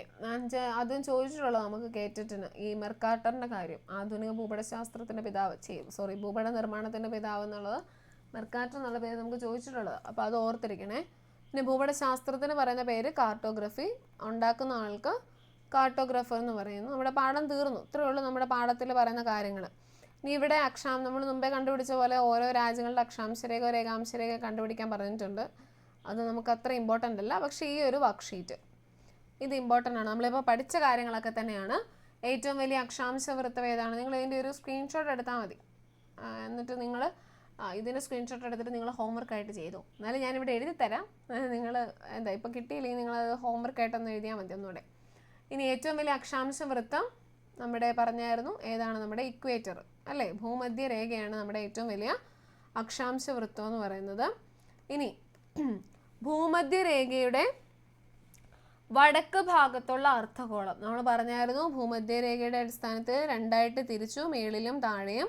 മേളിലുള്ളത് ഉത്തരാർദ്ധഗോളവും താഴെയുള്ളത് ദക്ഷിണാർദ്ധഗോളവും ആണെന്ന് പറഞ്ഞു. അങ്ങനെയാണെങ്കിൽ ഭൂമധ്യരേഖയുടെ വടക്ക് ഭാഗത്തുള്ളത്, വടക്കെന്ന് പറയുന്നത് മേളിലാണ്, അപ്പോൾ അതിന് പറയുന്ന പേരെന്തുവായിരുന്നു? ഉത്തരാർദ്ധഗോളം അല്ലേ? ഉത്തരാർദ്ധഗോളം. അപ്പം ഭൂമധ്യരേഖയുടെ വടക്ക് ഭാഗത്തുള്ള അർദ്ധഗോളം ഉത്തരാർദ്ധഗോളം. അങ്ങനെയാണെങ്കിൽ ദക്ഷിണാർദ്ധഗോളം ഇവിടെ തന്നിട്ടുണ്ട്. ദക്ഷിണാർദ്ധഗോളത്തിൻ്റെ അപ്പോൾ ഡെഫിനിഷൻ എന്തുമായിരിക്കും? ഭൂമധ്യരേഖയുടെ തെക്ക് ഭാഗത്തുള്ള അർദ്ധഗോളം അല്ലേ? അതാണ് നമ്മുടെ ദക്ഷിണാർദ്ധഗോളം എന്ന് പറയുന്നത്. ഞാനത് ഇൻവേർട്ടഡ് കോമ അതേപടിയും കിട്ടുന്നുള്ളൂ കേട്ടോ, മേളിൽ കിടക്കുന്നത് തന്നെയല്ലേ, അതുകൊണ്ടാണ്. ഭൂമധ്യരേഖയുടെ തെക്ക് ഭാഗത്തുള്ള അർദ്ധഗോളമാണ് ഏത്? നമ്മുടെ ദക്ഷിണാർദ്ധഗോളം എന്ന് പറയുന്നത്. ഇനി ഭൂകേന്ദ്രത്തെ ആധാരമാക്കി ഉത്തര ദക്ഷിണ ധ്രുവങ്ങളെ ബന്ധിപ്പിച്ചുകൊണ്ട് വരയ്ക്കുന്ന സാങ്കല്പിക രേഖകൾക്ക് പറയുന്ന പേരെന്താ? നമ്മളിപ്പോൾ ഇത്രയും നേരം നമ്മൾ അക്ഷാംശ രേഖയുണ്ട്. അങ്ങനെയാണെങ്കിൽ ഇത് എന്തുമായിരിക്കും? രേഖാംശ രേഖകൾ. രേഖാംശ രേഖകൾ നമ്മുടെ ലോജിറ്റ്യൂഡിനൽ ലൈൻസ് ആണ്. എന്ത്? ഭൂകേന്ദ്രത്തെ ആധാരമാക്കി ഉത്തര ദക്ഷിണ ധ്രുവങ്ങളെ ബന്ധിപ്പിച്ചുകൊണ്ട് വരയ്ക്കുന്ന സാങ്കല്പിക രേഖകൾക്ക് പറയുന്ന പേരാണ് എന്ത്? രേഖാംശ രേഖകൾ. ഓക്കെ, അടുത്ത് പറഞ്ഞു 0 ഡിഗ്രി രേഖാംശ രേഖ പറയുന്ന പേരെന്താ? പഠിച്ചാണല്ലോ. 0 ഡിഗ്രി രേഖാംശ രേഖ പറയുന്ന പേരെന്താ? എന്തോ മിടുക്കി, ഗ്രീനിച്ച് രേഖ കേട്ടോ, ഗ്രീനിച്ച് രേഖ. പിന്നെ ഒരു പേരും കൂടെ പറഞ്ഞായിരുന്നു, പ്രൈം മെറീഡിയൻ അല്ലേ? അപ്പോൾ 0 ഡിഗ്രി രേഖാംശ രേഖ, ഗ്രീനിച്ച് രേഖ. അങ്ങനെയാണെങ്കിൽ അന്താരാഷ്ട്ര ദിനാങ്ക രേഖ എന്നതായിരുന്നു? എത്ര ഡിഗ്രി ആണെന്ന് ഓർത്താൽ മതി. അന്താരാഷ്ട്ര ദിനാങ്ക രേഖ എത്ര ഡിഗ്രി ആയിരുന്നു അപ്പം?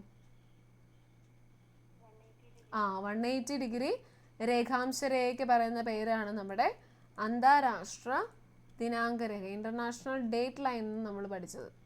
ഓക്കെ, അപ്പോൾ ഇങ്ങനെ വേണമെങ്കിലും ക്വസ്റ്റ്യൻ വരാം കേട്ടോ. ഇങ്ങനെ ജസ്റ്റ് ഡെഫിനേഷൻ തന്നിട്ട് ഇത് വരാം, അല്ലെങ്കിൽ തിരിച്ചും വരാം. പേര് തന്നിട്ട് അതെന്താണെന്ന് വേണമെങ്കിലും ചോദിക്കാം. അപ്പോൾ ഈ ഒരു നിങ്ങൾ ഒന്നെങ്കിൽ ഇതിപ്പോൾ സ്ക്രീൻഷോട്ട് എടുത്തോ, അല്ലെങ്കിൽ ഇതിൻ്റെ PDF ഞാൻ ഗ്രൂപ്പിലിട്ട് തരാം. അപ്പോൾ നിങ്ങൾ ആ ടെക്സ്റ്റ് ഒന്ന് ഓപ്പൺ ആക്കിയിട്ട് ആ ബോക്സ് എടുത്തിട്ട് എഴുതിയാലും മതി. നിങ്ങൾ തന്നെ ഒന്ന് പഠിച്ചത് വെച്ചിട്ട് ജസ്റ്റ് ഒന്ന് എഴുതി നോക്കിയാലും മതി. അല്ലെങ്കിൽ ഇതിൻ്റെ ഇപ്പോൾ സ്ക്രീൻഷോട്ട് എടുത്താൽ മതി കേട്ടോ. ഓക്കെ, അപ്പോൾ ഇത്രയാണ് നമ്മുടെ ഈ ഒരു പാഠത്തിൻ്റെ അകത്തുള്ളത്. അപ്പം അക്ഷാംശ രേഖയും രേഖാംശ രേഖയും മാറിപ്പോവാതെ തന്നെ പഠിക്കണം. പിന്നെ അതിൻ്റെ അകത്തുള്ള കുറച്ച് കാര്യങ്ങൾ, പിന്നെ നമ്മൾ മറ്റേ ഇത് പഠിച്ചില്ലായിരുന്നോ? നമ്മുടെ അക്ഷാംശ രേഖകളിൽ tropic of cancer, tropic of Capricorn എന്നൊക്കെ പറഞ്ഞുകൊണ്ട് ഉത്തരായന രേഖയും ദക്ഷിണായന രേഖയും ആർട്ടിക് വൃത്തവും അന്റാർട്ടിക് വൃത്തവും ഒക്കെ പഠിച്ചില്ലേ? 23.5 ഡിഗ്രി വടക്ക് തെക്ക്, 66 ഡിഗ്രി വടക്ക് തെക്ക് എന്നൊക്കെ പറഞ്ഞ് അത് വളരെ ഇമ്പോർട്ടൻ്റ് ആണ്, അതും പഠിക്കണം. പിന്നെ രേഖാംശ രേഖയിലെ നമ്മുടെ 0 ഡിഗ്രി ഗ്രീനിച്ചും 180 ഡിഗ്രി അന്താരാഷ്ട്ര ദിനാങ്ക രേഖയും പഠിക്കേണ്ടതാണ്. പിന്നെ GISൻ്റെ ഫുൾ ഫോം, ഇത്രയും കാര്യങ്ങളൊക്കെ. പിന്നെ ഞാൻ പറഞ്ഞ ഭൂപടശാസ്ത്രത്തിൻ്റെ പിതാവും അതിന് പറയുന്ന പേരും, അത്രയും കാര്യങ്ങളാണ് നമ്മുടെ ഈ ഒരു യൂണിറ്റിൻ്റെ അകത്തുള്ളത്. ഇതിൻ്റെ സ്ക്രീൻഷോട്ട് എടുത്തോ നിങ്ങൾ? ഈ ഒരു ബോക്സിൻ്റെ സ്ക്രീൻഷോട്ട് എടുത്തോ? ഓക്കെ, അപ്പോൾ ഇത്രയും കാര്യങ്ങളാണ് നമ്മുടെ ഈ ഒരു യൂണിറ്റിൻ്റെ അകത്ത് പഠിക്കാനുള്ളത്. ഇതും വളരെ ഇമ്പോർട്ടൻ്റ് ആണ്. ഇതിൻ്റെ അകത്തുനിന്ന് 2 ചോദ്യങ്ങൾ എന്നാണല്ലോ ഉറപ്പായിട്ട് വരും. അപ്പോൾ ഇത് ഫസ്റ്റ് കേട്ടിട്ട് 1നും അതെ, അതുപോലെ തന്നെ 2നും അതെ. അപ്പോൾ ഇത് വളരെ ഇമ്പോർട്ടൻ്റ് ആയിട്ടുള്ള ഒരു ചാപ്റ്ററാണ്. അപ്പോൾ അത് പഠിക്കണം കേട്ടോ. അപ്പോൾ ഇത്രയും കാര്യങ്ങളാണ് നമ്മുടെ ഈ ഒരു യൂണിറ്റിൻ്റെ അകത്തുള്ളത്. ഓക്കെ, അങ്ങനെയാണ് നമുക്ക് ഇന്നത്തെ ക്ലാസ് നിർത്തുന്നത്. എന്തെങ്കിലും ചോദിക്കാൻ ഡൗട്ട് എന്തെങ്കിലും ഉണ്ടോ?